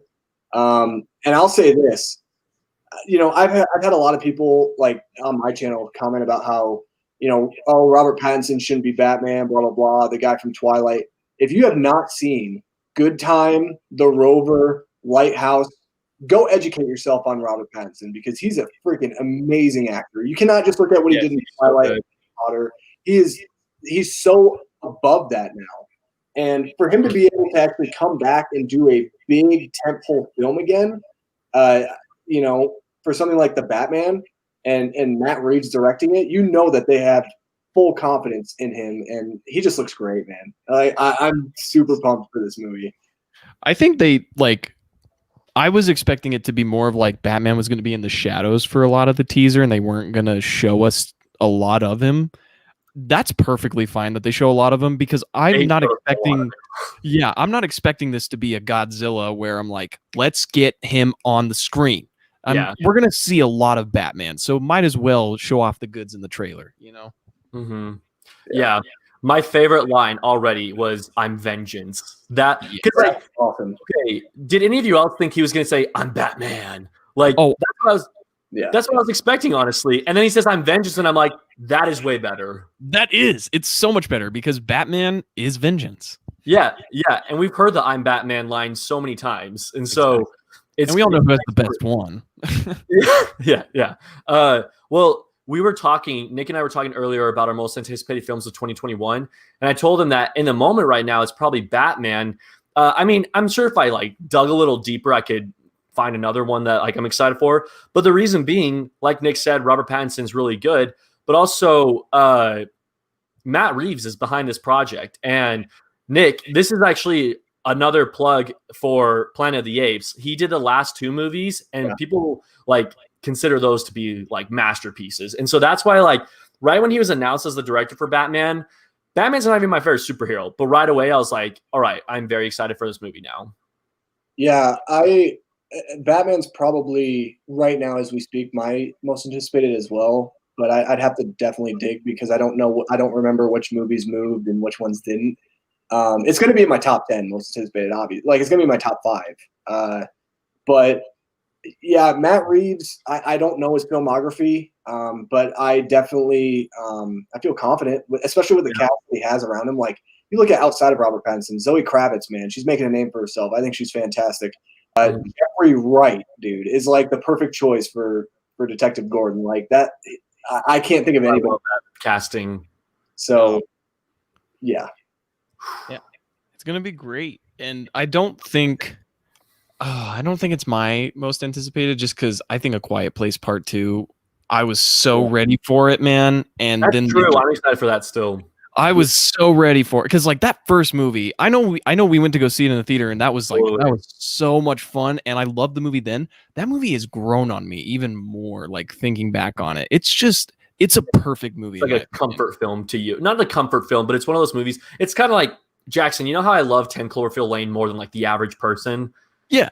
It's kind of like that, I feel like, where it's like you recognize that this isn't like the greatest movie of all time, but like you just love it. Oh yeah, I think it's perfect because that bathtub scene, dude, that thing's gonna go down in history. A Quiet Place was my second favorite of that year, right behind Spider-Man and the Spider-Verse. Nice. And what I loved about A Quiet Place was just when you're in the theater. I've never been to a horror movie because I watch a lot of horror because I'm a huge horror buff, and I've never seen a horror movie that really lets the audience in on the atmosphere. Like when you're watching it, you're afraid to make a sound. You know what I mean? 'Cause it's so quiet, and you're just kind of going along with these characters. And so, like when someone coughs in the theater, your heart just drops. I remember when I watched it, he was like, and I was like, that guy's dead. That guy's dead. Sorry, just picturing a giant monster breaking into your theater and murdering that guy made me laugh for a second. It sounds so messed up, but it's kind of funny. Like It the really visual of like the sweeping. But then like also the crowd screaming so the monster comes back. So it's just like all in the middle of this movie. I feel so bad for that little kid at the beginning of that movie. Oh my God. Yeah, that's super sad. Yeah, me too. But like the visual of it is still kind of funny because it's just like The old man screaming and John Krasinski's like he like covers his face. He's like, and that little kid was in Honey Boy, and he's so good in that oh, movie. he's a great actor. He's in Wonder and Ford v Ferrari too. He's really good. Oh, he was in Ford v Ferrari. I forgot. That is a good movie. The scene that got me was her walking down into the basement with the nail sticking out, and you know she put her foot right on it, dude. Oh man, like that really got to me. Like that really got near my skin. And Emily Blunt, the fact that she's never been nominated for an Oscar that's an Oscar snub right there. That's like Anything she's ever done. Absolutely. anything she's ever done. Like 2018, she should have been nominated. She could have arguably been nominated. I'd say like first off Quiet Place, but then second off Mary Poppins. She was great in that too. Like the movie isn't perfect or anything, but like her performance was like it lived up to like it not as good as Julie Andrews, but you guys know what I'm saying. Like it was a good interpretation. Real quickly, I just wanted to say real quick. I know we've been talking about this for a while. The way she got the part is really interesting because she's married to John Krasinski, and he was on an airplane, and he was like talking to her about the movie. That he's like, "Yeah, I'm writing this movie," and she's like, "Oh, let me read it." So she was just reading the script, and he was thinking about casting somebody else because he didn't know if she really wanted to work with him. Yeah. And she read the entire script on the plane ride home, and then she told him, she's like, "You're not casting anybody but me for this." Like, okay. So there's a lot of speculation that it was Anne Hathaway. Oh, interesting. That's what And I. that she was like right up there. She was about to get the part, and then Emily Blunt was like, "Yeah, you're not casting her." Yeah, because Emily Blunt is like really good friends with her too. Emily Blunt. Yeah. Oh yeah, Devil Wears Prada. So yeah, it's interesting. But the funny thing is, like, Anne Hathaway is obviously the bigger actress, so that would bring in box office like no other. But like honestly, I'll straight up say I think Emily Blunt is the better actress. Oh, I 100% agree. Yeah. Okay, cool. I'm glad we're all on the same page there. I do think Anne Hathaway is a great actress, though. Don't She get is. Yeah. Oh yeah, she is, and she like. Now we're gonna open up a whole new can of worms, but that Oscar win for Les Mis was well deserved. But Emily Blunt, like I think, is the better actress. Yes, I agree. Well, I think also in terms of like chemistry between her and John Krasinski, obviously they're going to have better chemistry than Anne Hathaway. Oh, totally, yeah. Well, and the impact of the movie has a lot more meaning because it's about family, and since they're married in real life, it really adds to like that tension of their family is now in danger. Yeah. Yep. All right, let's go back to. We're gonna kind of change the gear back to favorite theater experience because I really want to hear Jackson's answer since we found out we had the same one. So Jackson, how about you share yours first and then I'll go. So really quickly, Jackson, for those of you who are just joining and if you missed our previous answer, Nick said Endgame was his favorite theater experience because of it was the actual experience itself, like all the moviegoers cheering and getting involved with the movie. And so that was Nick's answer. Jackson and I found out we have the same answer. So Jackson, go ahead. It was Interstellar, and it was an entire day surrounding that. It was me, Nate, and a couple of other friends of ours from high school, and we were, I think, was school canceled that day or was it a holiday? I think school was canceled when we saw it in IMAX. Is that what you're thinking of? No, I'm thinking of the premiere. Okay, that's what I'm thinking of too. Okay, Yeah. Nick, you're right back. But we can speak to everyone else. Because I don't remember going to school that day. I don't remember there being Maybe it school was that day. canceled. It was November, so I don't know. Could have easily, it might have been. I don't know. I don't remember going to school that day. I do remember though. We went to the theater. We went and got ice cream before, and then always. And then we went in, and I think like the whole time we were in the lobby because it was so cold outside. Yeah. And I remember definitely being in the lobby after the movie because we are so mind blown. Oh, dude. If Austin Alder, if you're watching, man, you jumping around after seeing that movie, losing it, is one of my favorite visuals in my memory. So thank you for that. Yeah, no, Austin jumping around in general is my favorite memory. Just Anything. yeah.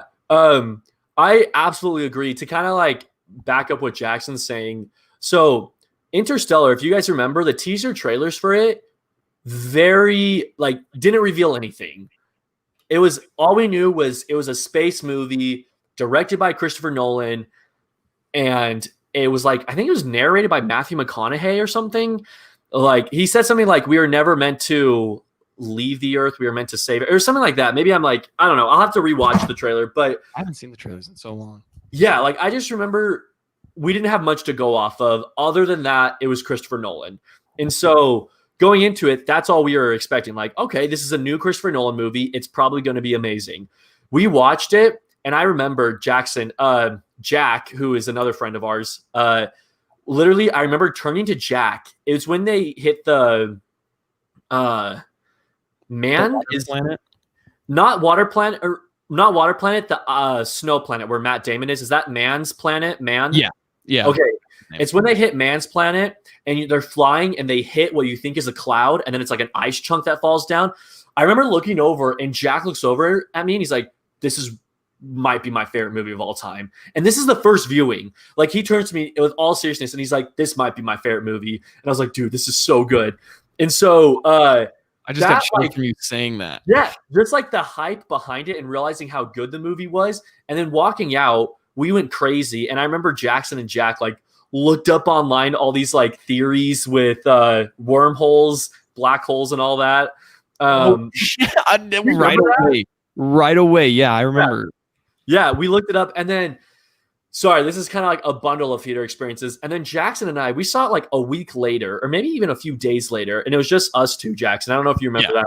I do remember that. We just saw it, and we got all these movie snacks because it's a super long movie. Didn't we just go and see it on a whim? Weren't we just like, yeah, hey, want to see Interstellar again? And then it was we were totally just a win. It was like, well, we're seeing that again. And so we saw it again, and then we took a trip. So Jackson and I lived in Pine Top, Arizona, which is a small town, northern Arizona, and it's like a place where it actually gets snow. It actually gets cold. So different than every other part of Arizona you think of. But we literally drove 3 hours to the hot, like part of the Arizona that you all know about, like the desert, just to see the movie in IMAX. And that's the only film I've ever seen in IMAX. And so Interstellar has got to be the answer for me. Either that or Deathly Hallows Part 2. But like Interstellar was just so all around great for me. Yeah, dude. And I remember during the first time we watched it, I was sitting next to Anna. She was to my right. Oh, nice. And so funny, she was to my right on Last Jedi too. And we made like similar comments throughout the movie. But it was when you see the wave. Oh, it's like planet. Yeah, because I didn't see that trailer. I didn't see that reveal for that mountain of waves. So when that happened, I looked at her and I was like, that is horrifying. And she was like, I agree.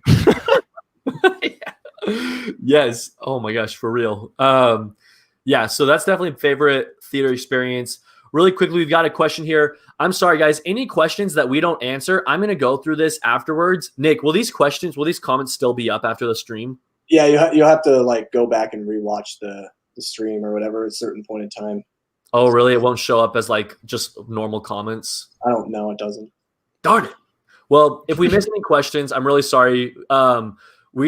It's been like so long that I can't even go to like earlier questions. I can't go to any questions before 5:55, and so maybe we'll just have to do another live stream. Yeah, it looks like we'll just have to do this again. But really quickly, Nicholas asked about the Batman. He said, "Do you think the Batman is going to be similar to Joker? I think with a huge box office success of Joker, they won't be afraid to go for a much darker version of that world once again." Okay, I'll give you my take, and I think you guys will have a different takes just because like of our style of films. Batman has always been a darker superhero, but at the end of the day, he's still a superhero. And so I still want like superhero themes. I'm not wanting a full-blown MCU film. That's definitely not what I'm wanting. I'm like already, I really like this vibe of him being more of a detective and like a darker superhero in that sense. But as far as like, if I from what that trailer showed, it looks like it will be very similar to Joker. It looks like it might even have an R rating. Personally, I would rather just have a more kind of like The Dark Knight. The Dark Knight is PG-13, but it's still a very dark movie, no pun intended. Very dark movie and full of like borderline PG-13 R-rated content. And so if I were to choose, I would like the Batman to be in that same respect where it's dark, but like not Joker dark. Yeah, I think I agree with not going Joker dark. Yeah. I don't know. I think either way, I'd be fine with a PG-13 rating or an R rating. Like I could go either way. I'm gonna be on board with whatever this. And I think with Matt Reeves' track record, though, he's only made one R-rated film. Let the right one in. Is that what it's called? I think Or it's Let Let Me Me In. Yeah. Let Me In. Okay, the vampire one. I've seen that. Yeah. So I think he's probably gonna focus more on like making a good movie versus like, do I need to like focus on PG-13 versus, and I think ultimately it will be PG-13 because Batman is such a like long-standing character and kids are going to want to see it. Oh, exactly. I could see Deadpool being rated R because he's just a foul-mouthed like hero, hero. But Batman, like I said, at the end of the day, he's a superhero. Exactly. So I think for me, I look at it very similarly to Jackson. Like I'm okay with a PG-13 or an R rating. To me, you go for a rating if it, like, for example, you're going to make a rated R movie if it serves the story. So you don't want to just like make a movie like we're gonna make this movie R just to make R because of what Joker was. You can't do that. And if they start doing that, they're going to have awful films. Like that's how it is.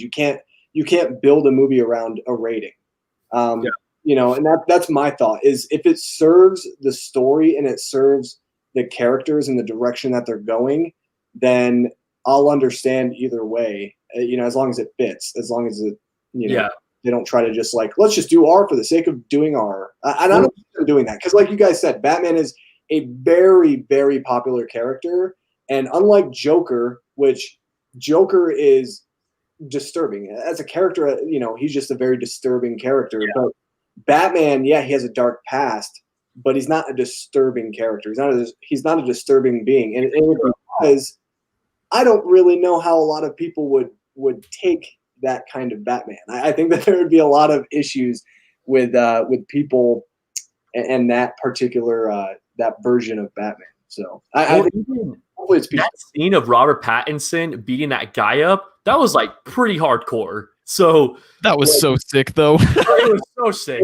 But, like you heard like I thought I heard like bones snapping and like it was a pretty intense, like it wasn't just a little Indiana Jones punch sound effect, you know. It was like full blown beat this guy up and probably even killed him in that. But it was intense. But I don't know. It'll be hard to say. I think that Matt Reeves, if you've seen Nick, I know you haven't seen this, but War for the Planet of the Apes, if you think about it, that's a very dark movie and like a very sad movie too. And I won't spoil it, but that's like super dark. And so I could see him going kind of like that, where it's just like on the cusp PG-13, like borderline PG-13 R. But those are my thoughts. I can definitely see that. I like this comment right here. The Dark Knight trilogy proves that films could be very dark even without an R rating, and I agree with that. Yeah, I mean, look at The Social Network even. Oh, that that's a borderline. Yeah, that should be rated R, I think. Yeah, it actually should be. Honestly, I watched it the other day again, and I was like, even though it's like one of the best movies ever. I mean, I even, love it so much. like even the innuendos that they have in that movie, it's like totally R. It's certain. Oh, absolutely. Yeah, so many things about the movies are, but not complaining. Anyway, I love Social. Oh, I like this question. oh yeah, From Mitchell. Jackson, can you click on comments? No, I can only like click on them like as a name. Do you think that Christopher Nolan should win? Yeah. Oh yeah. Okay, let me click on that one. I think I saw that one. That's a really good question. That All is right. a really good question. Let's start this conversation. Do you think Christopher Nolan should win? This was asked earlier too, so thank you for re-asking it, Mitchell. Do you think that Christopher Nolan should win Best Director for Dunkirk over The Shape of Water? No. And here's my reasoning. I have an answer too. Go ahead, Nick. I'm saying no because, and I love Dunkirk. It's not his best film. Simple and point. If this was like the story of like Inception or, Inception. That's the greatest in my opinion. That and The Dark Knight are his two best films. And I'm watching all the Nolan films right now. I want a director to win Best Director for their best film. And I think and I love Dunkirk. I really, really love that movie. And you guys, like Nate, you know how much I love that movie. The thing is you look at that movie and it's not his best. It's really great. It's really great. And so I want my directors to win when it's the best movie. Like Bong Joon-ho, I've seen a couple of his films now. Parasite is his best movie. Like it is his best film. Well, it won Best Picture too. Yeah. But that's my opinion on it. I would rather see someone who literally out the gate, brings their best, their absolute best, and they win Best Director for that. So I'm not upset that he lost The Shape of Water, because I do think Shape of Water is Guillermo del Toro's best movie. That's I That's don't know. hard. Yeah, I like Nick. I see what you're saying, but like, I don't know if I agree. I agree. Yeah, I agree that like Guillermo del Toro deserved to win that year, but like it's hard because like based on that argument, then Leonardo DiCaprio to me should definitely have not won for The Revenant. I know that's acting. He should have won way before. It was so long ago. And Jackson, you could spend 2 hours talking about that alone, Jackson. Oh yeah. But I think here's where I stand on it. I think that if you get to the point where you're nominated for an Oscar for Best Director, as cheesy as this sounds, haven't you already kind of won at that point? Like as cheesy as that sounds, but I think like the fact that he was nominated is like a compliment within itself. I just think it's hard because to say that Christopher Nolan should have won over Guillermo del Toro, it's hard because those movies are accomplishing two completely different things. Yeah. So for what Nolan was like going for with like, he wants to create a war film that focuses on the war itself and not the characters. And he wants to create this certain mode of storytelling where he shows different shots throughout the film and they all build up for the last 20 minutes, not to spoil it, but I just spoiled it. For him to do that, I think that he like totally succeeded. And also critically, I think Dunkirk is his best reviewed film actually. Yeah, it is. Yeah. Like Yeah. but like obviously film is subjective at the end of the day. So it's like It's also Guillermo del Toro, that's also hard for me because Shape of Water, I saw it and I was like, I see why that won Best Picture, but I don't love that movie. It's a very like beautiful film, but like it wasn't my favorite 2017 film by any means. Yeah, because like I get what you're saying. Man. I love Three Billboards also. Oh, dude, I love Three Billboards. fantastic, dude. I love And I that. agree with you, Nate, because like I think The Shape of Water is absolutely gorgeous, and I do love that movie, but like not as much as like Dunkirk. I think Dunkirk. like I think he should have won for Dunkirk. Not saying that other directors that year weren't as deserving, but I think these were the two like big contenders. So, Yeah. but I think here's my argument. That shot of him on the beach and the bombs are going off in the line straight down. How did he do that? How did he do that? Because you see that one lying on the ground trying to like reload his gun, and then he just gets blown, and you're like, how'd they do that? Like, how'd they not kill that guy? It's insanely directed. And even that shot of all the soldiers on the bridge crouching down and all you see is their helmets. Like, I love how it. did he do that? Jackson, right when you started saying that shot of him on the beach, I got goosebumps. Like, just because of how much I love Dunkirk. And so it's so hard, Nick, because I agree with what you're saying. Like, if this is just subjective Nathan talking, I would probably say, oh, absolutely, Christopher Nolan should have won over Guillermo del Toro. But they're like so different that it's hard to answer. And I know that's like a cop-out answer, but I don't know. It's hard. One comment right here. Nicholas said Nolan really needs to win Best Director at some point, maybe for Tenet. I agree. It's hard. It's hard because not for Tenet. I'm not saying that, but like he needs to win at some point. Oh, absolutely. Christopher Nolan, Tarantino, and Bong Joon-ho are my three favorite directors. Like working. I think absolutely love it. Nolan. He's honestly going the route of Alfred Hitchcock, where like Alfred Hitchcock nominated 5 times, never won once. Yeah. And like I 100% agree. He definitely needs to win. Like the fact that he was nominated for Best Director for Dunkirk, that within itself was like, okay, we're starting to actually make progress here. Yes, we're finally recognizing him for what he should be recognized for. That was amazing. I don't know if he'll win for Tenet, but if he did, would be totally down. The only reason I doubt it is because I watch a lot of like Oscar prediction videos on YouTube. Max Talks Films, great channel if you guys are looking for a good channel to watch for Oscars. But he really thinks, and I agree with him, he really thinks David Fincher and Aaron Sorkin have a good chance of director this year because Aaron Sorkin's doing the Chicago 7, I think it's called, something like that. And David Fincher is doing, what is it, Manx? It's like the Citizen Kane biopic. And those two movies within itself are like, this is like the Social Network showdown that we didn't know we needed. Right. I think it's hard. Here's the problem with Tenet, and here might be this might be the problem for Christopher Nolan, and I want him to win. He deserves to win. Yeah. The Oscars for years, and they're kind of getting around to it, but for years they've shied away from those big giant movies. And Christopher Nolan, every time movies come out, it's monumental. I mean, literally, you can guarantee that those movies are going to make lots of money at the box office.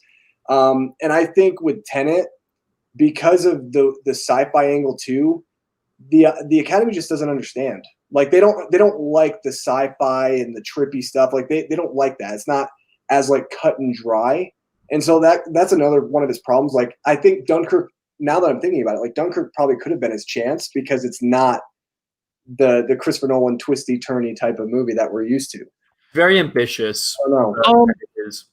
I think Nolan is now a master. I don't think before Dunkirk he was a master. Yeah. I think beforehand, don't get me wrong, he has some of the best movies ever made, like Dark Knight, Inception, Interstellar, Memento. Prestige. I mean, come on. Prestige is it's so. But like, I think the problem that either critics or the Academy probably had with him is that he was trying to go more for the cerebral part of it. And so he focused more on his script than more of the visuals and the direction it was supposed to go in. And I mean, look at Inception. That movie got nominated for Best Original Screenplay and won for cinematography. And I think the reason he wasn't even nominated that year was because you look at a movie like that and you go, okay, but what did he do framing wise, anything wise that like was new ground other than the script? It deserves the cinematography. You said it won for cinematography. Oh, it absolutely absolutely deserves. That was like Inception's biggest bragging point, the cinematography, and also the script too. So like it was nominated for that. So I think now that like look at Dunkirk, like he still implements his style in that, doing the thing that he does in it. I won't spoil it for anybody who hasn't seen it. And I think now Yeah, and I think now because I didn't read like a lot of the reviews, but a lot of them have said that I have read that Tenet is his perfect mixture of the beautiful visuals of Dunkirk and the cerebral craziness of Inception. Yeah. Oh, I want to see it so bad.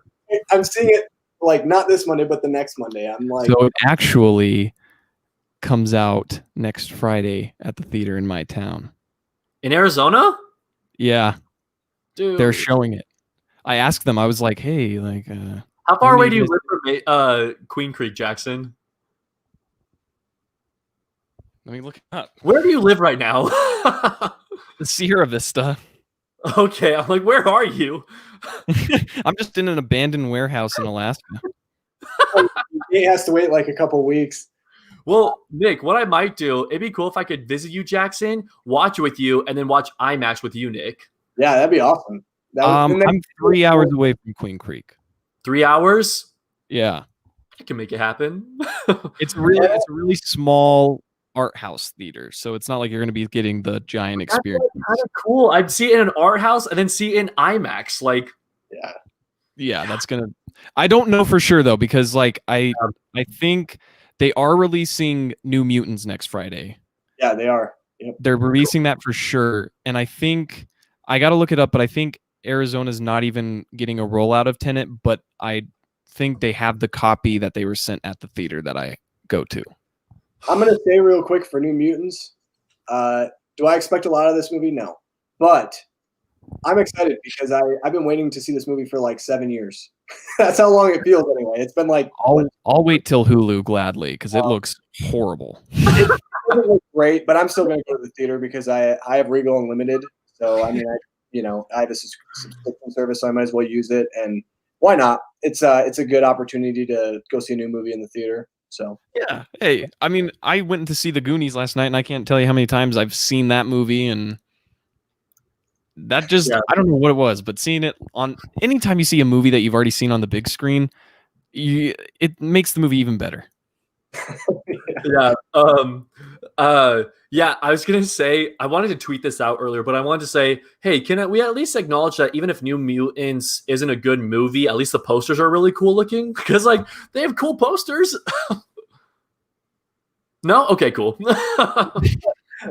I think they're cool, but whatever. Just like crickets chirping. All right, cool.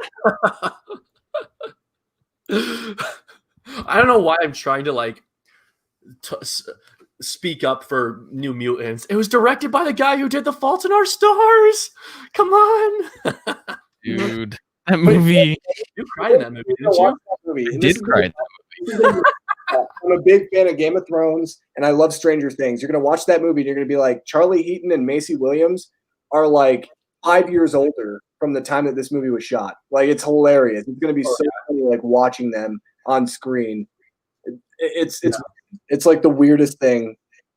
This poor movie. I can't believe they haven't dumped it just on like Hulu or whatever, or HBO Max. I guess is what they would have to dump it on first, apparently, from the rights. But that poor movie. Yeah. At least it's actually coming out now. I thought it was going to go straight to like Hulu or Disney Plus or something, but at least I think it will be available on Hulu fairly soon. Weeks. Give it like they'll probably pull in Onward, where it's like a short release and then go straight to streaming. I wasn't the biggest fan of Onward. Neither was I. I thought it was just, yeah, it's fine. Like I didn't. I like the little twist. I like the little twist. I was like, okay, like that's good Pixar right there. Oh, but like, yeah, that was fine. But I think for the most part, I was like the first 45 minutes, I was just kind of like, is this really what Pixar has to offer? Like the same thing we've been seeing for years now. Yeah, it definitely wasn't any like Inside Out or Ratatouille or anything like that. Guys, where the heck are we? Let me look for another question that was submitted that we haven't answered. Let's do this. Okay. Some movies that have come out in the past decade that you think will become classics. That's a good one. Yeah, I remember that one. Okay, should we like narrow our answer to like 2 movies each? Because we could each talk about so many. I think we should. 2 movies? Okay. How about I have one in mind. I have to think of a second one. Or I could share mine unless you guys have an answer ready. I only have one in mind right now. I'm gonna think about another. So Okay, I'll share mine, and then let's just do Jackson, then Nick, and then we can think of another one. So I know we've talked a lot about Interstellar tonight, but I'm going to say Interstellar because when it came out, I honestly, after seeing it, I expected it to be nominated for those kind of awards like Best Picture, Best Director. I expected all of that. But because of the kind of like controversial ending with like love being the answer to everything, I think a lot of people are like, what the heck is this movie? And also it's a very confusing film. But I think Interstellar will go down to be like, Jackson, I think we've talked about this before, but I think it'll go down to be the 2001 of this century, just because of how ambitious it is and so many other things I could just nerd out about for a very long time. But I'm going to say Interstellar, and I have to think of another one. I can say one right now. Go for it.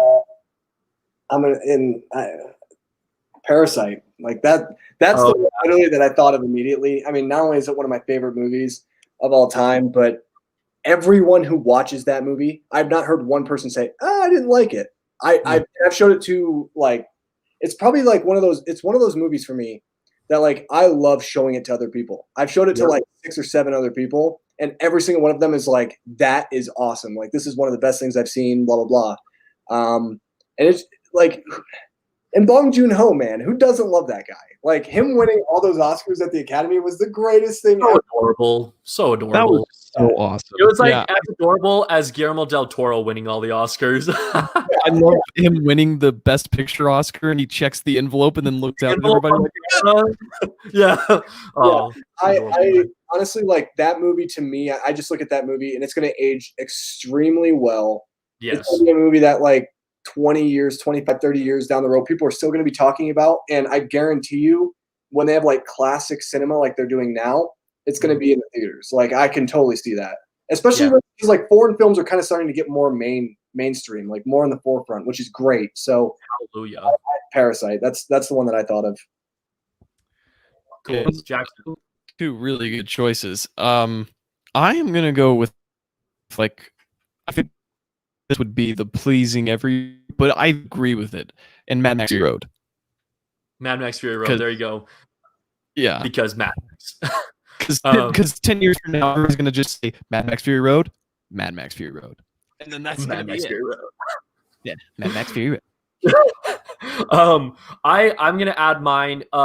If I looked into this more, I could probably come up with another one, but I'd say Lady Bird as well. I can see that. Much better on a rewatch. I gave the movie a hard time on the first initial watch. I know, I'm guilty. But on a rewatch, I realized what a good coming of age film it is. Man, we've talked about 3 2017 movies in this chat: Dunkirk, Shape of Water, Lady Bird. Like such a good year. Bring up a 4th, and this is my second pick. Call Me by Your Name. There you go, man. 2017, dude. What a great year. It was so good. And Get Out. Get Out is another one. Get Out. That'll be a classic. My second one's weird. I have one that like I can see it being like it's not like one of my favorites that should be a classic, but I already know it's probably going to be like in that discussion. Hereditary. Yes. I like the movie. I like Hereditary, but I don't think it's like the greatest horror movie or anything like that. It's a really good movie. Me personally, there was things I didn't really like about it. My second choice, the one that I hope is a classic, is La La Land. Absolutely. Like, who doesn't love La La Land? Yeah, actually, a lot of people. I've met so many people that don't like La La Land, and I'm just like, you're kind of an idiot.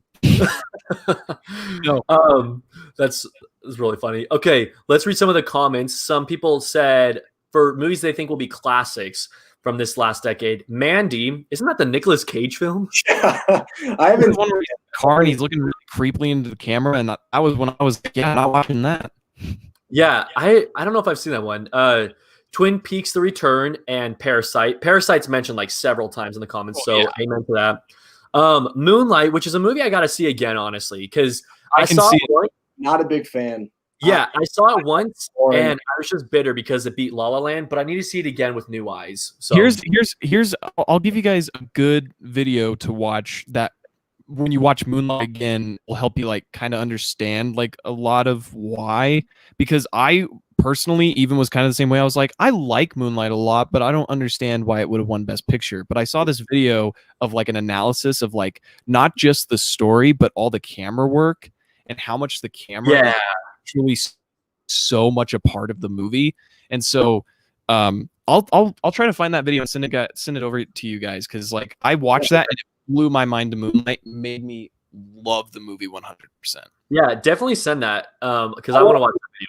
I like what Hello P said. 3 billboards. That would be an awesome one for. But I think the problem is a lot of people haven't seen 3 billboards yet. But if you haven't, you need to watch 3 billboards. Yeah, that's definitely going to be a classic. I agree. I can see that. Oh, Inception, obviously. Trying to see. That's like 2010, Sure. right? Or are we going from 2011 to 2020? We're going 2010 to 2020. Oh, well then Inception. Yeah, I can't. Yeah. Inception, Social Network. Yeah, 2010 was a great year too. People said, let's see. Yeah, okay. Interstellar, I agree. Whiplash, Birdman. Haven't seen Birdman yet. Oh, 2014. 2014, such Probably a good year. That's It's the a best great- year of the 2010s movie. Yeah, I love 2014 so much. That's another year that, like, I haven't seen Birdman, so I know this is unfair for me to say, but, like, that's another Oscar snub where I wish so bad Boyhood would have won Best Picture and Best Director. When you see Birdman, you'll understand. I know. I like, yeah, I know that, like, Birdman, it's the whole, isn't it the one shot? Yeah. Okay, yeah. So that within itself merits nomination and the award, but, like, I just love Boyhood. I think when it comes to like Whiplash, I think it's really J.K. Simmons' performance that's going to be like an all-time classic performance. Yeah. Miles true. Teller is really good in that movie too. Unfortunately, he doesn't really get the recognition that he deserves because J.K. Such a good movie. I prefer it over La La Land. Yeah, there's a lot of people who do. And I myself am La La Land fan, but that's mostly because I've seen La La Land countless times, whereas Whiplash I've seen once. So it's a movie I got to re-see. But we've got Inception, Social Network, Baby Driver, Baskin, which I've never heard of. Oh, But I somebody like said Knives Out. What? Somebody said Knives Out. Oh, that's a good one. That is a good choice. I wouldn't have even thought of that. That's like a classic whodunit. That's like a good entry in the whodunit. Someone genre. else said Scott Pilgrim. Scott Pilgrim, yes. Good movie. I like it. That's fun. Oh, somebody just said The Artist. I agree. The Artist, Yes. love that movie. That's another. We were talking earlier about favorite silent films. That is up there for me. I love The Artist. I've seen scenes of it.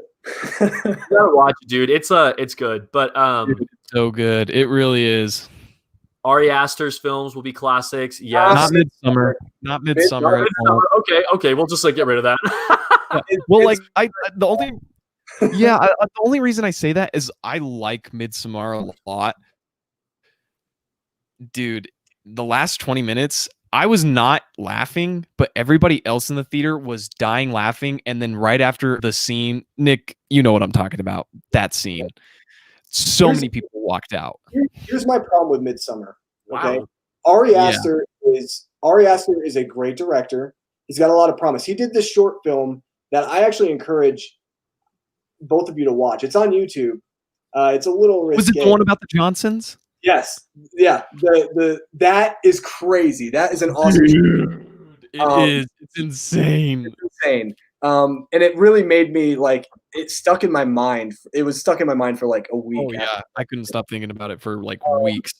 But what I was gonna say is like Midsommar. The problem that I have with that movie is the entire movie is Ari Aster like just saying, "Look at how good I am," and I hate that. Like I can get see that. Like the thing that it's just like he wants to be Kubrick. That's really what it felt like to me, and I don't take that lightly because Kubrick is Kubrick. You're not going to be another Kubrick. Sorry, man.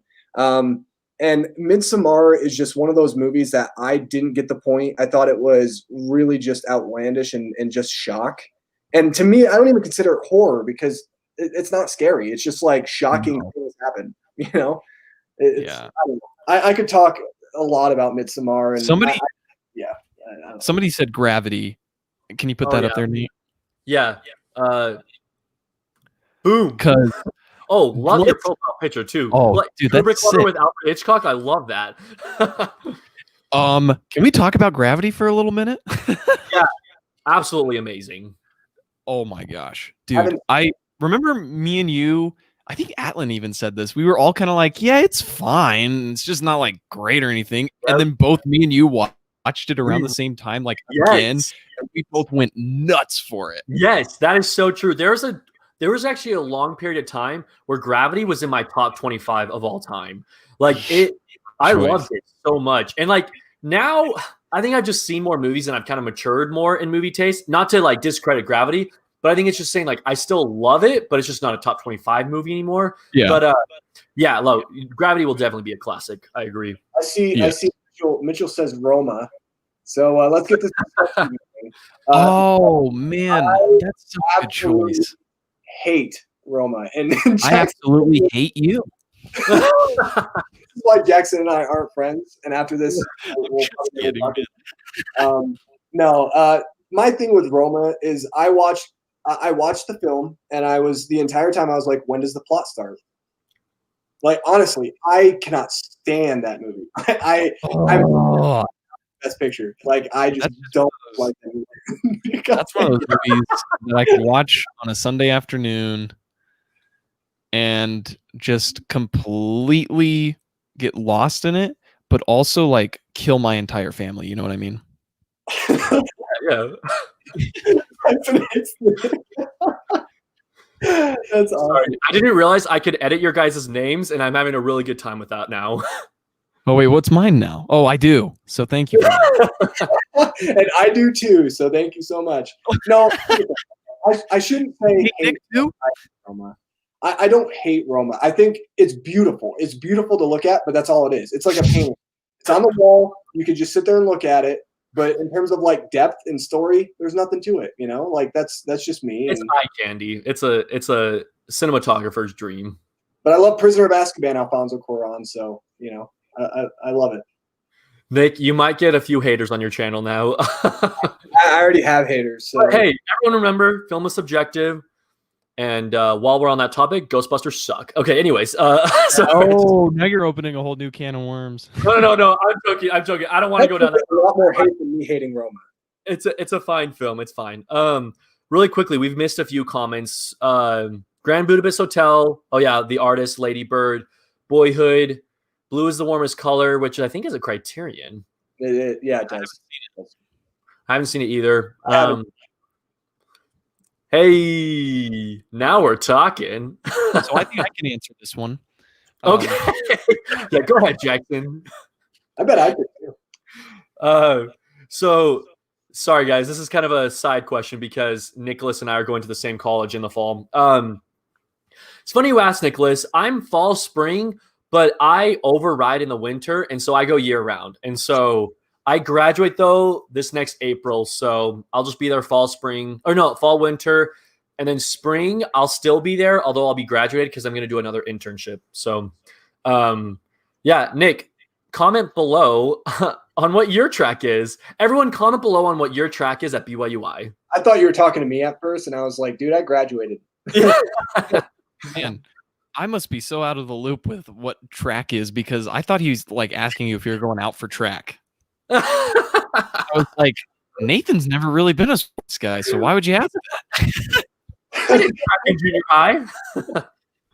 Oh, I don't remember. What did we do? I love Jack's name, by the way. Did we play basketball like normally ever? We did it at my house. Oh, you're asking like, did we ever play a normal basketball game? Yeah, like did we ever No. play like one-on-one or like a no? I think we just we played Poison, and then and then we played Horse, and then we played this weird like movie trivia game where it's like if you answer the question right, you have to like get the basket or something like that. I don't know. It was like literally something only we would come up with. But what was that game we came up with Austin Alder? Oh, it was like, I don't think I was there for that. dang it. Oh, I'm gonna have to ask Austin. It was this game where like we were obsessed with this basketball game. It was like a combination of Poison and something else. But anyways, no one cares about this. I'm gonna stop talking about basketball. But no, Jackson, tracks at BYUI are like semesters. Yeah. It's just Oh, yeah, and BYUI is weird because it has a 3-track system instead of like the traditional 2 semesters. So it's kind of like, oh, okay. You've told me about this. I thought yeah, that was I thought you called it a term, so that's why I was like, oh, I'm track. returning to uni for my term. I'm not in England. At the end of this term, and it's going to be bonkers. Blimey, hope I don't get a rubbish teacher. Professor. I must not tell lies. Well, here's a question for Jackson from pretty much everybody in the chat. And if you didn't write it, it's okay. I understand that you want to write it. Jackson, when are you going to start a YouTube channel? Oh, man, that's so tough. Just because, like, I want to really badly, and I feel like I do have a lot of downtime right now for it. But I think I'd want to like stick with it for a while before I like go anywhere. And I'm already like going. I've already gotten like pretty much a track going for myself. So Yeah. maybe eventually down the line when I'm not trying to get things sorted out in my life, I can finally sit down and start making videos. Just for right now, it's not. Jackson, if you were to start a channel, what would you focus on? What would be your main emphasis? Sorry, this is very on the spot. Oh no, it's good. I mean, I don't know, just because I feel like I would want to do movies, of course, and that'd be the forefront. But I'd also like to talk about like music or maybe even some like some old books, like things that, you know, like classic books that I've read that I want to talk about. I feel like I'd want to do more of not like analysis videos, but like discussion videos where it's like it's not necessarily like a prompt and then like these are my top 10, or you know, which ones have I not seen of a certain director, but more of like just like going off the top of my head basically about whatever I feel. So almost like a podcast in a way. Mm-hmm. That's kind of like I don't know. I've been kind of going that direction with my channel. Like with this 11 out of 10 series, I'm really hoping to analyze more films because I've never been a traditional movie review channel. I know I do rankings and whatnot, but I've never sat down and reviewed like individual movies. And so I'm kind of trying to go that route with my 11 out of 10 series, but it's still kind of an experimental series. So wondering kind of like where I take it. But then I also want to, something that I've been interested in doing is directors' filmographies ranked. I've only done, or not their entire filmography ranked. So I've only done John Hughes because he has like such a small filmography list. But like I would love to do it for Tarkovsky, for for Wes Anderson. I've already done Nolan actually, so I have done 2. But anyways, sorry, you didn't ask. But. No, and I think like the series that you do, they're super. I think you come up with really good ideas for series. And Nick, you have some really cool concept videos too, I think. And like I would want to do something like that, but I feel like I'd be asking a question about a movie. Like this goes to show, like, for like just a second, but like say I wanted to talk about La Ventura, you know, like I feel like I'd ask the question in the title, like, what about La Ventura? Or something like that. It wouldn't be necessarily just like why I love La Ventura. It'd be more in depth, and I'd try to get a discussion going. I think so. I'd want to do it with somebody else, because talking to a camera by yourself about movies, I mean, obviously that sounds great because you get to talk about movies, but then like you don't get that repertoire. You don't get like somebody else giving their opinion so you can combat it In the moment, because like I've had a lot of comments where like. That, like, for me, I kind of depend on the comments section. That's why I love when people comment, because I can get inside their brains too of like where they're coming from. But I definitely also see that argument for going more the discussion route than the just like one, like just filming yourself and releasing. It'd be cool if we could. I'm just thinking right now, we should all do a collaboration sometime. Because although you're like don't have a formal YouTube channel, doesn't mean you can't be on our channels. Oh, hey, and I've been on your channel quite a few times, Nate. So. You've been on my channel a lot. When are you going to be on my channel? Jeez, man. Hey, when I finally meet you in person. I mean, fair enough. I mean, we got to make it happen. Like honestly, I absolutely agree. it would be awesome. Because just like us three talking like right now, it's like I could do this for hours. You know, like it's just. I just looked and saw we've been on here for 2 hours, and I'm like, wait, it's been that long? Yeah, it's insane. It is absolutely insane. Well, should we? I know we just literally said we could talk as long as we want, but should we wrap this up? I think so. Yeah. Cool. Well, guys, thank you for asking your questions. We tried to answer as many as we could, and if we missed any, I'm sorry. There were so many questions submitted on Instagram, and so I'm trying to think of how I can answer all those because a lot that we missed and a lot of good questions. But thank you for submitting and thank you for watching. I'm gonna try to like create timestamps of like what topics we hit on, but I'm gonna leave and go watch the Batman teaser trailer 10 more times. Me too. Same here. I'm also gonna go watch Dial In for Murder. So that's Definitely watch Dial In for Murder. Really quickly, a little plug for Nick's channel. Make sure to subscribe to him, Nick Talks Flicks, although he hates Roma. But make sure to check out his channel. What was that? You don't talk about Roma on my channel. Don't talk about it there, you know. Nick likes what's a controversial thing you like? That's hard. There's probably a lot that I like that other people. Yeah, you didn't give a good answer, so Nick thinks that The Room should be on Criterion. How about that? Nick thinks, okay, for the last 10 seconds, we're on the chat. We will do Nick thinks The Room belongs on Criterion. What if this was your name on your birth certificate? Like, this is like your official name? I mean, All of that. you know, Tommy Wiseau would probably be my best friend if that was the case. Okay, so fair enough. But I'm gonna go ahead and click end broadcast. Will that just like stop the stream? Yeah, it'll end the stream. I think we'll still be here, but I think it'll end the stream for everybody else. Okay, cool. Well, once again, everyone, thank you so much for watching. Had a great time doing this. We'll have to do it again, and hope you all have a great night. See ya. Peace.